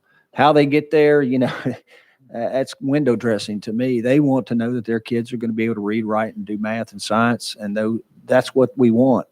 And I kind of wonder whether, this may be a very effective assessment tool, and I want you guys to convince me it is. But, sometimes it seems like we're measuring and, adding tons and layers of complication and programs. And I'm new to education committee, and I was just astounded the complexity and the number of acronyms and programs, requirements our teachers are subjected to. It seems like there's almost data overload. I'm data overloaded just being here, walking into all this stuff and being just consumed with it. So I'm just kind of wondering, is TVOS, is it helping us reach our goals where every parent, doesn't matter what school they go to, if they send their kids to school, they're going to be able to read and write. And so far, I think we're failing on that. Don't we have 30, 40% are not at reading math levels on an annual basis in Tennessee? And so how do we get there? How do we solve that problem? Dr. Winstead? Well, I definitely think TVOS is a needed piece of information to help us get there. I mean, again, the end goal is all kids be on track. There's no doubt. That's what we want for everybody. But at the same time, I can think of both ends of that. If I've got a student at the 25th percentile, that's that low level of approaching. We call that approaching. That's in that second tier. To go from there to on track is our on track's around the 60th, 63rd percentile. That's a huge amount of growth necessary to get that student on track. So say that 4th grade year, that 4th grade teacher, we want them to move that kid from the 25th to the 30th, the 35th. And we need to have that. See, the TCAP, the achievement itself wouldn't pick up that movement. It would just say, well, the kid still failed the test. He's still on approaching. Could have showed a tremendous amount of growth. And that teacher, I think, needs to be recognized for that. And we need to acknowledge that teacher in 180 days moved that kid a year and a half or 2 years and did his or her part in a huge way. Change the trajectory of that kid so that then the next teacher can take that kid from the 40th or 45th. And when we all celebrate at the end that we got a student who entered kindergarten in dire straits and can graduate on track, passing, the test and a good score in the ACT. And every teacher along the way says, I contributed this part to that. I contributed that part. And we all had to make over a year's growth to get that kid there. So I think if you pull a growth away, the growth score away, the growth measure out of the teacher evaluation and maybe take it away as a tool for districts, what are we left with? I mean, we've got 4 measures of performance, and the level, the spread within there. The other end of that is a kid could go from the 95th percentile, drop to the 70th, and we still think they're academically healthy because they're still at that highest level of performance. So I'm afraid if we put all of our focus on, as was said, just get kids that they can read, write, do math, do science. Well, we also need kids who can do that in an exceptional way, in an amazing way. I mean, that's the ones, that are maybe the future scientists and doing some amazing things. So we need to know, are we keeping that 95th percentile kid academically where they ought to be? at the 95th percentile at least, if not even higher. So I think, the nuance in student movement up and down, we have to have a tool that is sensitive enough to pick all that up so that we can evaluate it. We being at school administrators, principals, and then individual teachers to know which kids we're reaching, which kids we're not, and how we can do better. Let me follow up with that with you, if I may. And so we're talking in general, average student, student without learning disabilities, issues like that, so forth. When you're measuring performance percentile, that's based upon comparison to all the other students out there. So if all the other students are doing good, this is going to push this student up. I kind of feel like that unless we have a baseline level, and look, this is public education, we're trying to educate all of our students. But if we leave off 30% or 40% at the bottom that can't read, write, that's going to have tremendous consequences for all of us down the road as far as jail, drugs, and other problems in our community and unemployment. So I appreciate the value TVOS is trying to measure. I kind of wonder, and I hope I'm just kind of preaching at this point. We advocate that our number one goal is to make sure every student functions and is able to read, write, do math, science in every grade every year, and they pass on up. If they can't, that student needs focus and attention. And I was very pleased to hear of the tutoring opportunities that Commissioner Swin mentioned yesterday to try to expand that and hopefully get our reading levels up. Because I'm like with Representative Sapicki, I want Tennessee schools to be number one. And if we're not, we need to look around the United States and the world and see who is number one in education, what policies, procedures, methods they're using to get their kids to that level. And let's try it. Even if it's pilot program, let's do something. Let's move the ball down the field. So thank you very much, Mr. Chairman. Thank you both for being here. Thank you. Representative Weaver, you're recognized. Thank you, Chairman. This has been very, very interesting, and I thank the gentleman for being here, and I really appreciate all the dialogue and discussion we're having. And I've got so many notes, I don't know if I'll get to all my stuff. I'll promise to be brief, colleagues. But we come here as a committee, and we constantly see these, the data before us that is middle stuff. We teach to the middle, we get our data from the middle, we test to the middle, and yet I believe we have high achievers that are not, we never talk about proficiency. We never talk about mastering. Our conversation is always in the middle. And so my question is, I feel like we're missing a big part of rewarding high achievers. We award growth, and our schools are rewarded. We all have those achievement schools in our district. And there's always the number of growth, but we never speak about proficiency, mastering, being competent.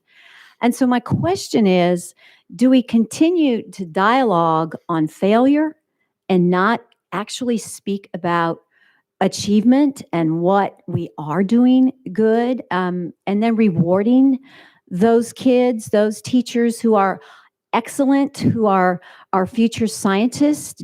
Are we holding them back? I speak often to a lot of kids who are they love to learn. Yes, they can read, write, and do math, but you ask them, well, how's school? Oh my gosh, it's so boring. It's so boring. I sit here and wait on everybody else. And my concern is, I think our model is wrong, and we're trying to figure out, we're all here. That's what these committee meetings are for. And we've got a lot of smart people in the room. But I really believe that our reward system is backwards. And we need to really encourage proficiency, mastering. If you know it, great. If you don't, just, get it till you get it. But reward these high achievers. We don't ever talk about that. And my question is, has our public institutions become, how did I write? Let me look that note up here just a second. How did I write that?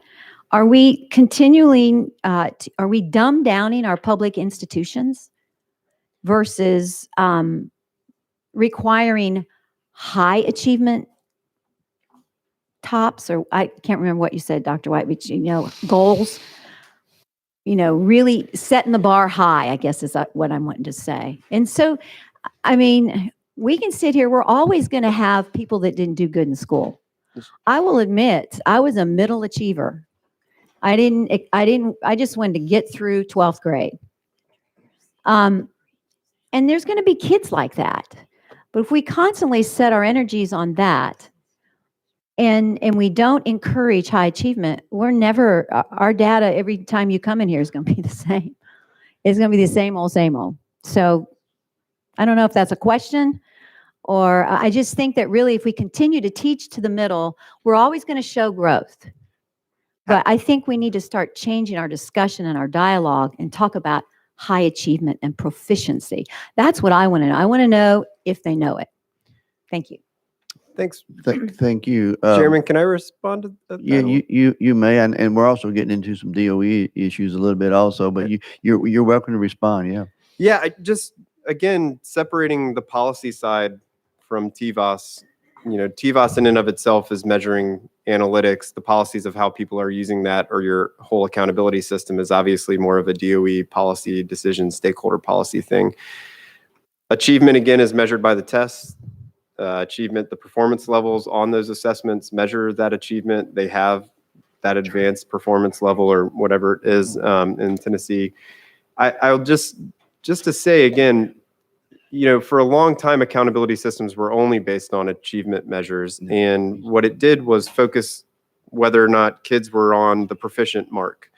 And that places a lot of focus on all the kids right around that proficient mark, which are kind of towards the center, if you will, and making sure they get over proficiency. But if you measure growth, if you look at growth, as Dr. Winstead has said as well, now you're focusing on every single student and anywhere they are in the spectrum of achievement, which means also the very highest achieving kids. And you're going to compare those highest achieving students to their own prior test scores to see if we're making growth with the highest achieving students. So one of the main aspects of TVOS is to see whether, like in this report shows, the achievement groups. So we have our highest achievement group on the far right-hand side, and are we making actual growth with the highest achieving kids? And so it does allow there to be more focus on students of the entire spectrum of achievement and to see how they're doing from one year to the next. But yeah, the idea of whether to focus more on achievement or focus more on growth is obviously not something for me really to weigh in on. It's more of a policy decision for the state of Tennessee. You may follow up. Just one question. This just popped out of nowhere, and I don't know if it's the right time to ask the question, but I'm just going to go ahead and ask it. Where are we as a nation on level of education compared to any other country? And I don't know if you know that now, but I'd like to kind of know that if you can find that out. Because since you're the big data guy, you'd be able to tell me. I am not familiar with the kind of international ranking of the U.S. Somewhere, I don't know where, I don't know if it's number 31, but somewhere I heard we are not very high up on the level of education and as compared on a global number. So prove me wrong. One chart I looked at, we were like 18 on one chart, 36 on another. Yeah, 18. Okay, I'm gonna go to. You have a comment on that? Okay, I'm gonna go to Representative Baum. Thank you, Chairman White. And I've got a question for Dr. White about the model. I understand that the model attempts to control for time invariant characteristics using the baseline, and you've given an example of poverty being relatively time invariant. And I guess I'm wondering, what could your model do to control for time varying characteristics that vary by district that maybe don't have anything to do with the teacher's efforts or the school system's efforts? Maybe an example, a very general example might be economic conditions that change over time across districts. Maybe some districts go through periods of prosperity and others through economic recession. I guess COVID's another example that you just gave. COVID could have had a different impact across different districts. Since we have the ability to use these scores to evaluate teachers and districts, I guess I'm wondering how important it is or would be, and whether your model can measure the difference between time varying characteristics that vary by district and the teacher's efforts or the efforts of the school district.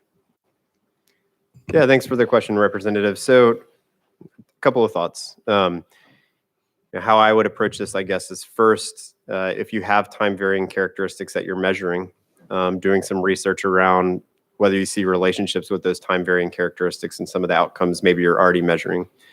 And then to answer your question more directly, can we adjust the methodologies so that time varying characteristics could be taken into account? I would say yes. The first step, again, is to capture and collect that data.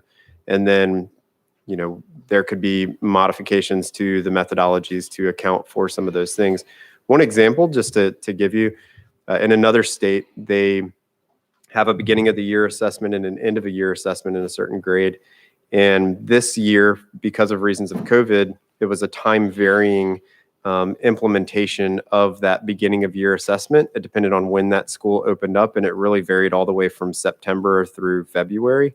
And because of that, we took into account this time varying kind of instance of the test, if you will, by school into some of the methodologies to account for some of that when measuring growth in that state. So the short answer is yes, we can, and of course you have to capture and collect that data to be able to do so. Yeah. Yes, sir. And Director Winstead, I know you have a slide presentation. And you still welcome to do that, but I've got 3 more and have questions, then we'll come back to your slide presentation. Let's go to Representative Clemens. Thank you, Mr. Chairman, and I apologize. I'm trying to check things off my list here, so I'm not re-asking questions that have already been asked. I'll be bouncing around. I apologize. Your test or your formula is only as good as the data that's put into it. So if you take into consideration that standardized tests don't fully measure student achievement with respect to curriculum objectives or state content standards to any breadth or depth, how good is the model that you're producing if the data that's going into it doesn't measure those key things?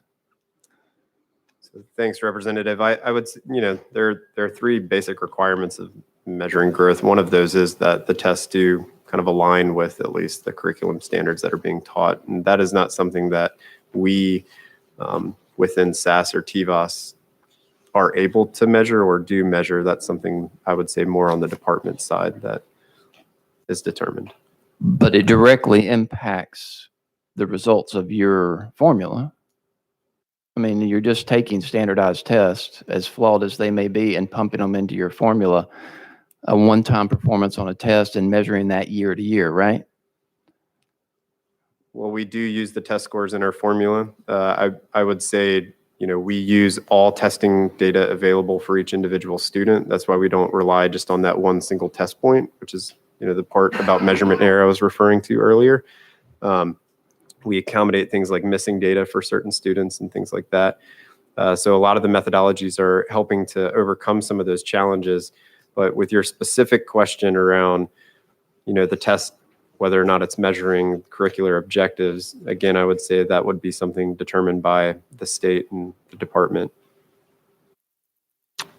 And is it fair to say that and I guess I could also just say, if we go with the extreme example, so you have a class, right? And it's in something completely different than what you give kids a test in at the end of the year. If we measured the concept of growth and took into account those teachers, what we would normally end up seeing is no variability whatsoever in the teacher measures. And the idea being, if it makes no difference what the teacher's doing because they're teaching something totally different, then it's not going to show up in the measure itself. But we are seeing a lot of variability in the TVOS measures for teachers or for schools. And so what that means to me is it does make a difference in terms of like which school or which teacher an individual student has when we're measuring growth with the instruments that we have in hand. So I would say that's one indication that it's not a completely irrelevant test, if that makes sense. Okay, so you've said, let's back up. You said you acknowledge the mobility of students, you acknowledge the socioeconomics of any particular district or LEA in factoring these in. To what extent? Do we know the formula? Is the formula public knowledge? Is the algorithm public knowledge? Yes, it is. There's the TVOS technical report that has all of the statistical models that are out there. And it talks about how weighted each of those is. Well, my point was for things like, so you said a bunch of different aspects. If you're thinking about individual student level characteristics, the idea is because we're taking into account all the prior test scores of a student, to the extent that those characteristics influence those prior test scores, we're kind of taking into account those characteristics by taking into account the test scores themselves. So there's not necessarily a need to take them into account directly, or they're not adding additional information above and beyond what's already embedded within the testing data itself. Those are for things like the student characteristics. Follow up? Yeah, Representative? thank you, Mr. Chairman. Trying to get, is it fair to say you're measuring correlation rather than causation? So I would say that our measures, the TVOS measures, are not 100% strictly causal measures. I think it's very hard to determine a strict cause type measure. Is there probably, some, well, how do I say this? I do know that, like, let's say you look at individual teacher level measures. If you start to take them into account those measures over time, they're very predictive of a future measure of that teacher, meaning there's something different about this teacher as we move forward that they tend to make higher growth with students. And there's something embedded there. Would we say it's like strictly causal though? No, not necessarily. Well, I mean, there's effects that are attributed to teachers that may be caused by other factors. I mean, these are high stake scores. I mean, we're holding teachers responsible for these. And so if we're just looking at correlation versus causation, and there's a lot of factors, I think everybody in here agrees, that may be attributed that teacher has no control over, do you think that's fair to use those scores for such high risk purposes? I think that if the state wants to use a growth measure in an evaluation system, then that's their policy decision. I feel like this is a good growth measure to be used in an accountability system if they want to. Well, that's a fair statement. And our state, I presume, is paying someone a lot of money to do this. And so to that extent, we're Mr. Chairman, I'm sorry, I got two more questions here. You're using test scores that generally test English, reading, math, social studies, science. How do we use those scores in your data to measure art teachers, music teachers, physical education teachers? How do they appropriately get measured with this data? Representative, we do not produce TVOS teacher-specific measures for art teachers or music teachers. But do you understand that they're being held responsible for what these scores are as part of a school or an LEA? Again, I feel like that's more of a policy decision on the state side of how they're going to use, how they're going to set up the entire evaluation system. My understanding is it's not just based on TVOS, but based on multiple Dr. Winstead is the director of schools. Would you like to intervene in that? Well, the non-tested teachers, and like Representative mentioned, do take the school-wide growth score. It counts 15% of their evaluation. That if you're a teacher of record and you actually have claimed kids for growth, it's 35%, but it's 15% if you're and that's, I'm very happy, as I said earlier, that K through 2 teachers are now going to have their own growth score, so they no longer have to take the growth score from 3rd, 4th, or 5th grade. They'll have their own moving forward, starting with this school year. And I know that's been a debate with the evaluation model since it was adopted. Is it fair for non-tested teachers to take that growth score?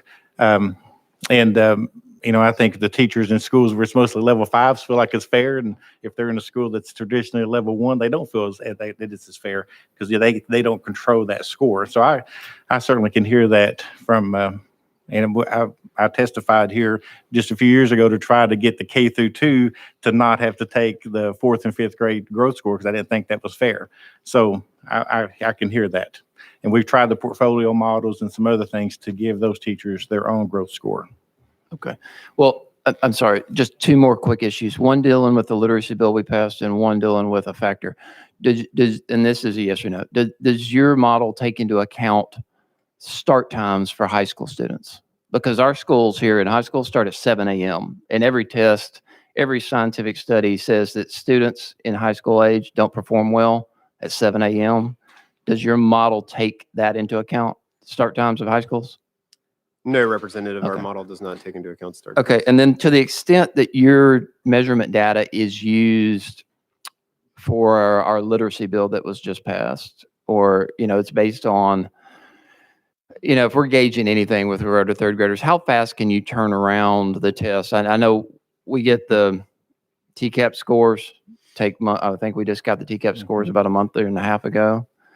And then you base your data on those scores, at least in part. So what's the quickest turnaround you have from one year to the next to deliver the measurables of your formula to a school system the next year? Yeah, thanks, Representative. So as I said, I've been at SAS for 15 years and in the role I'm in for 10. I don't remember exactly what year it changed, but I think up until like 2015, so all the way from 2005-ish to 2015, every year Tennessee would send SAS data on like May 31st or May 30th. And we would produce all of the Excel files by June 15th and then release the reporting by June 30th every year. But that has not happened for about 5 or 6 years. We don't receive the data anymore around the May timeframe. Now it's received later July. In some years it's been August. It's been very different over the last couple of years. Dr. Winstead, could you just speak to what issues that may pose Yeah, to you in trying to teach better or whatever? So the official report that's sent to SAS that they need has been much later. We did get, we being districts, we did receive a kind of a raw data file at the end of May to at least identify how many questions each kid got correct. And so it didn't have proficiency status, whether they were below or approaching and all that. Didn't have all the details, but at least had everybody who took the test and each subject, how many questions there were and how many they got correct prior to summer school starting. So we at least had some knowledge going in of did we have we could at least look at the relative comparisons and make sure we had the right kids going to summer school. I think is the main thing for that. Okay. And last thing, if you could just tell me, the data going into your formula is the performance on a one-time test year after year. How effective is your data in predicting long-term outcomes for student performance, if at all? Yeah, thanks, Representative. So Tennessee sends us data every single year. We connect it longitudinally over time at the student level. So what that means, we have data all the way back to 1992, I believe. 1992 to obviously 2021. One thing that we do provide every year is something called student projections. Those project out to the future. In general, one thing that we saw many years ago when we were using this for other purposes that I won't get into because it'll take too long right now is, we can project 1 year out into the future, or even 2 years, or even 3 years out to the future for an individual student to give you a probability that they'll be proficient on a given test. Generally, we will give you the probability based on the average schooling experience. We could obviously change it to be based on like the most likely school the kid would be at based on enrollment patterns. But we generally provide that probability of success on that future test based on the average schooling experience. At a state level, using these projections, because they take into account every single prior test score of a student, that helps to mitigate that issue of measurement error in any one of those given test scores. Using those projections is much better than just using the single prior test of a student. Even if we're projecting 2 years out into the future, using these projections is better than just using the single test point the prior year for a student in order to predict where they're likely end up on a test. Well, thank you. I mean, there's obviously a value to value-added models. I mean, taking into account all these different things, or at least trying to, is certainly a worthwhile endeavor. I do have a lot of concerns about the risk for teachers and schools that are associated with the model and the data going into the model itself. Those are just serious concerns of mine, and also the correlation versus causation issue. So thank you for the long leash, Mr. Chairman. I appreciate it. You're welcome. Let's go to Chairman Haston. Thank you, Mr. Chairman. I only have 7 or 8 questions here. I'll tell you what, I'll cut it to just one point. I think what is interesting, I think the discussion is going to eventually, or where it needs to get, and where I think we're kind of stepping towards now, is the application of the growth in the evaluation model. I mean, I think that's the overarching elephant in the room that we're going to all have to discuss at some point. I think currently right now, administration observation is 50%, TVAS or growth is it's 35%, and then you have that option of 15%. But what's interesting about the option, it can be TCAP, it can be ACT, SAT, but it also can be TVAS. Mm-hmm. So you can actually have 50%, observation and evaluation, and you have 50% could be TVAS. And I think that's where I think I might have a little bit of an issue, is that you could have half of it coming from growth. Some of it needs to be growth, obviously. I think that the growth is a valuable indicator. But whether or not we look at making sure that we have some of the testing that's going to be in there that we can see that's factored in, or even if it's, I think screeners is a viable option of something that's a little bit more consistent along the way, that we can see, how students are doing, because some students do better a little bit at a time and not just all in one test. And so if you're able to get a kind of a better swath of information, I think, if you're doing a little bit of all of that and not just putting all your eggs into possibly one basket. But anyhow, I think that I'll eliminate my other 7 or 8 points I was going to make. But I think that that's a discussion that we need to start having at some point in the next few months. Thanks. Thank you. Thank you. Have Representative Manis, and then Dr. Winstead, if you would like to hit the high points of maybe a little duplication, we hit the high points of your slide projection. Representative. Thank you, Chairman. I'm the last one. There's a lot of pressure on this. So, and I would prefer in the future that you put me after Representative Parkinson and not Representative Clemens. Representative Parkinson is out of here. So thank you, Dr. White and Dr. Winstead. Dr. Winstead is a rock star from my neck of the woods in East Tennessee. And I'm not sure you know this, Dr. Winstead, but there is a position in the county just over from you for a school superintendent that will be coming up. So I just wanted to make you aware of that, just in case you didn't know. So, this, as I said here, and I'm a freshman, but this, the achievement versus growth rate came to my attention about 4 or 5 years ago. And it was something that really hit home to me when I was campaigning for mayor in Knoxville, because I struggled with the teachers all wanting to go, just when I thought about it, the teachers all wanting to go to Farragut to teach, because the achievement in Farragut was so much greater than it might be at West Hills or Beaumont or another school. And so it was explained to me, that's when I really learned about the growth rate and how we can work through the growth rate. And as I listened to the conversation, I can't help but think sometimes Achievement is a little ambiguous. I mean, it's like we all want our kids to read at a sixth grade level if they're in the sixth grade, or the eighth grade level, or the third grade level. But sometimes that's just not realistic. And so I have a sister who's a second grade teacher, and she has a student that is so far behind, and she has to get that student to read on grade level, but there's a lot of distance between those two, no matter how good of a job she does. If she can't get that student to that level, then she's failed in her mind.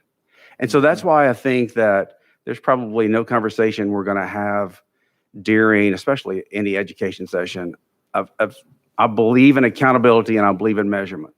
But measuring growth rate is important. I think within my district, within District 18, I have schools that are very high performing schools, and I have schools that are low performing schools that are economically disadvantaged. And if we could measure growth rate, do a better job on that. I think TVOS is a good tool. Sometimes being from East Tennessee, when I see those charts, I'm like, what does this mean? All these yellow dots everywhere. And so I struggle with that data being presented that way. But I think if we can look at growth rate, we can also incentivize for growth rate within our school system. So I think that takes care of a lot of the teachers, the good teachers, all wanting to teach at the perfect schools. If we incentivize for growth rate, I think there's a greater opportunity that we can have better educators, even in lower performing schools, because maybe the potential for growth rate is there. And I guess I have a lot in my head that I could go through, but I guess the question is, so the growth rate, I guess the statistics are all broken down to district, and are they broken down to school to that level? And then are they broken down to teacher as well, the growth rate? Okay. Yes. Okay. Yeah, I'll save everything else I have for another day. Thank you, Chairman, for indulging me. And don't forget about that, Dr. Winstead. Thank you, Representative. Thank you very, very much. Well, as we wrap things up, Dr. Winstead, why don't you go ahead and present? I would just a couple of slides, but before I say that, one of the things that's come up quite a bit is about teachers and which kids, how they're impacted by certain kids maybe in their class. So I think it's important. We go through a process at the end of the year where teachers claim. They go through and electronically, digitally, they go through a process of claiming the kids that's going to count towards their growth. And so in state law, in 1992, I think it was in there from the very beginning, students who are not available for instruction 150 out of 180 days do not count towards that teacher's growth. So when we think about student mobility is a huge, huge issue, and with student achievement, there's no doubt. Those highly mobile kids, the relationship between that and achievement is definitely there. Many of those students would not be in that teacher's growth. So when the teacher logs in to the value-added system, they can actually see their scores. Then it lists the kids. Here's the kids who are counted in that calculation, and they've claimed those kids. But not only do they indicate which kids were there enough days to count, but then they also claim what % of the time they taught the kids. So if a student is maybe also being served by the ESL teacher, or they were only in that particular building, that particular teacher half the year, then they would claim 50% of that kid's growth, whether it was good or bad. They'd get credit for 50% of it, and the other teacher would get the other 50%. So there is a process where they go through that. And just a real quick on a couple of graphs. These are slides that I show my teachers, and we've worked with them over the years, because I do think it kind of goes into that achievement versus growth. I mean, if you just look at focus on where kids are, the achievement piece, where are they? And that achievement answers that. You would look at the triangle that's slightly above the on-track line. They would be in that on-track category. And you would look at the one below it, the blue square there, and say that student is below. They're in the approaching category. So from achievement standpoint, one's a success. One passed the test, one didn't. But if you factor in, how'd they get there? Growth is the question of not, achievement is where are they? Growth is how did they get there? That kid who's barely above proficient might have always been there. They've made a year's growth every year. and they've maintained that. That's certainly satisfactory. That's good. That's the expectation, is that kids will stay where they are. If they're at the 80th percentile, they'll learn enough to stay at the 80th percentile. That's the minimum expectation, and we want to differentiate instruction to meet all kids, low, average, high. But that kid who's barely above proficient might have been quite advanced at some point. And, so even though they're still passing the test, the trend doesn't look good. Certainly the progress has not been there. They've not maintained that high performance. And that kid who's barely below might have quite the opposite. They may have shown incredible growth and really accelerated that. So I think the question of what's more important, I think this, to me, shows that both are important. We got to look at where they are, but also how they get there. The track analogy is another good example. We've got kids that are all over. They start the year all over this track. Some are way ahead of the starting point. Some are at the starting point. Some are way behind. And we can't expect the kid who's at the very top corner over there, who's way ahead, who's quite advanced. If we only expect them to get to the blue line to be proficient, then we're not expecting enough. We need to expect that every kid will get around the track at least once for a year's growth. And so they need to get all the way around and back to where they were. And we need to know that so that we're keeping the 95th percentile kid at the 95th percentile or better. But we have the kid down here who's behind the blue line, way behind it there. And they at least need to get back to that point. They'd still be below the proficient. So then we have to accelerate that growth and expect it to be accelerated in order to move that. And my favorite picture, I was talking to Chairperson Moody before the meeting, and we're both talking about the joys of having a 3-year-old grandchild, which is amazing, and I'm enjoying that immensely. But when kids are little, and any of you that have your own children or with grandkids, you go to the doctor a lot, and they measure. They're checking on development. They usually measure the height, the weight, and the circumference of a child's head. If you call, this is just a very rudimentary chart that I've made up, but if you just call a doctor out of the blue and say, doctor, I've got a 3-month-old who weighs 14 pounds. That's kind of like achievement. That's where they are. 14-pound, 3-month-old. Is he okay? Or she okay? If that doctor's, worth anything, the questions are going to be, what was the child's birth weight? Because it doesn't matter knowing where the kid is if you don't know where they came from. I mean, if a 14-pound baby, as this chart illustrates, and the official charts would show much better, that kid could be way underweight, could be way overweight, could be just about right. Knowing that a kid weighs 14 pounds at 3 months tells you nothing about the development of that child. That tells you nothing about the health of that child. Same thing. Knowing that a kid is at the 60th percentile, knowing that a kid is approaching her own track does not tell me enough about the academic health of that child. He could be way underperforming. That kid could have been at the 90th percentile if he just went to the average school in the state and was in that class. He's at the 60th. I want to know that. We need to know that because we got to fix that. Or it could be that kid's at the 60th percentile, and if he went to the average school in the state, he'd been at the 30th or 40th. We need to know that. And we need to reward that teacher in that school for that. So knowing where they are is important. And absolutely, the goal is that all kids are above on track. All kids can read, all kids can perform and do what they're supposed to do. There's no doubt. I hope I'm not saying anything to say that that's not our goal as well. That every kid that graduates from my school system can read and write and be successful in life. That's the ultimate goal, because that's at the end of the day, they walk off the stage. Nobody cares about their growth. They got to perform. They got to do their job and be successful. But along the way, as I'm trying to evaluate my programs, my teachers, everything that we're doing, we need to be able to pick up every little bit of growth that we see along the way. And the last slide I'll show, and I'll just flip through these. We talked about achievement and growth and how that looks. But on our accountability model, when we had the accountability work group, and I served on that many years ago, one of the things that we are, all 50 states now have a growth model.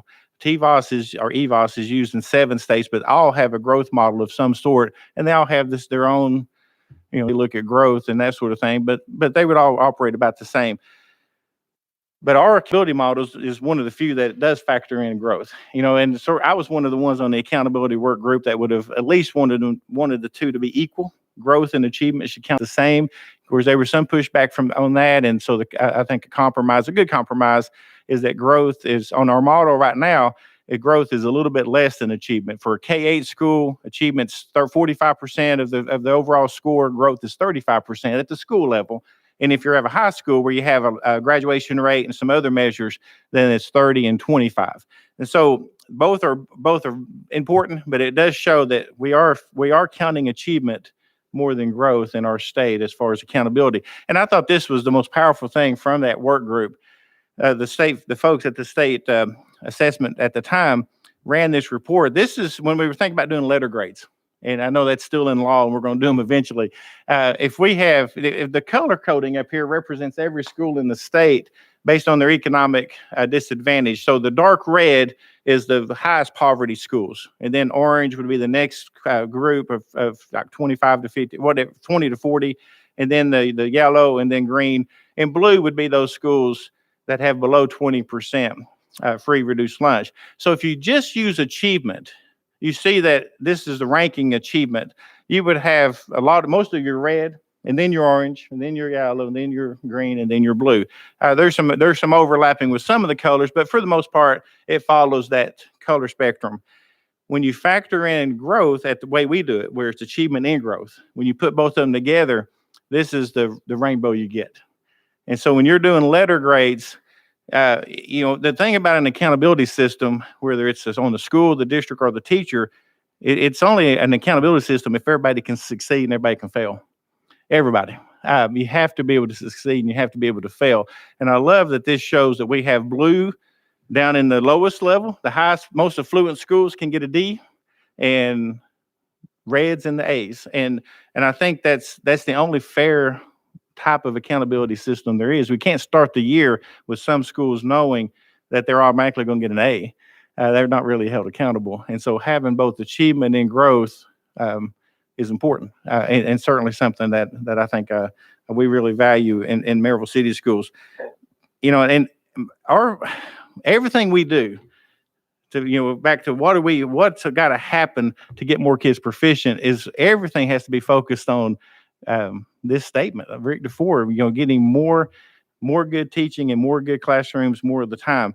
And so everything we do with the evaluation model, the feedback that principals provide is all about trying to reduce that variability among teachers, not to bring everybody to the middle, reduce variability by bringing everybody to the top. We're trying to, I know the conversation about, we need to know where the effective teachers are so we can move them into work with the kids who need them the most.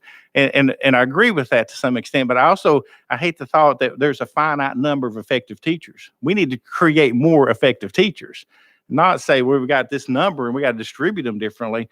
Professional development, evaluation, whatever comes into that, teacher pay, whatever's needed to recruit and develop more good teachers. So we're not trying to slice these and slice the pie up and divvy up these best teachers where we need them the most. But we focus everything on this. Got to reduce that variability, and having that growth data, a valid, reliable growth score at the school and teacher level is very, very important in our work to try to reduce that variability. We need to know who's getting it done and which kids are they getting it done with, and where are we falling short. And the value-added model, TVOS, really helps us with that information. We look at the achievement, because one thing the value-added doesn't do that's brought up, it doesn't get into the standards at all. There's no curriculum discussions and reports in value-added. That's where then you go to achievement, and you look at the TCAP reports, and it has your standards broken down, so you can then say, all right, I'm not meeting the growth with these kids, but here's the standards and the skills and the concepts that I need to do better in. So you got to have both in order to make it all work. But they both are needed and moving forward. Thank you. Very, very well said. Appreciate it, Dr. Winstead. Thank you, Dr. White, Sass, for coming down. Sass, is it Cary, North Carolina? Cary? I've been there one time. I always remember that my grandparents lived in Cary, Mississippi when I was a little kid. So I remember the name Cary, beautiful part of the state over there. Absolutely. Members, anybody have a question of anyone before we coming up on 2.5 hours now? And I think it's been a lot of good discussion, some understanding one way or the other. And so any other thoughts? thank you all for giving 2 days of your time as we get ready for legislative session come January. Who? Representative Sparks. I just wanted to share, we got this comptroller's report back about the high cost of college textbooks. Every member will get a copy of it, and want to thank the UT Center for Education Research as well as Comptroller Jason Mumpower. But I have copies if folks want to get a copy of it. Okay, thank y'all. Thank you, Representative Love. Thank you, Mr. Chairman. I forgot to recognize earlier, we have some folks here from Ed Trust Tennessee, if they will stand. They're also visiting with us today.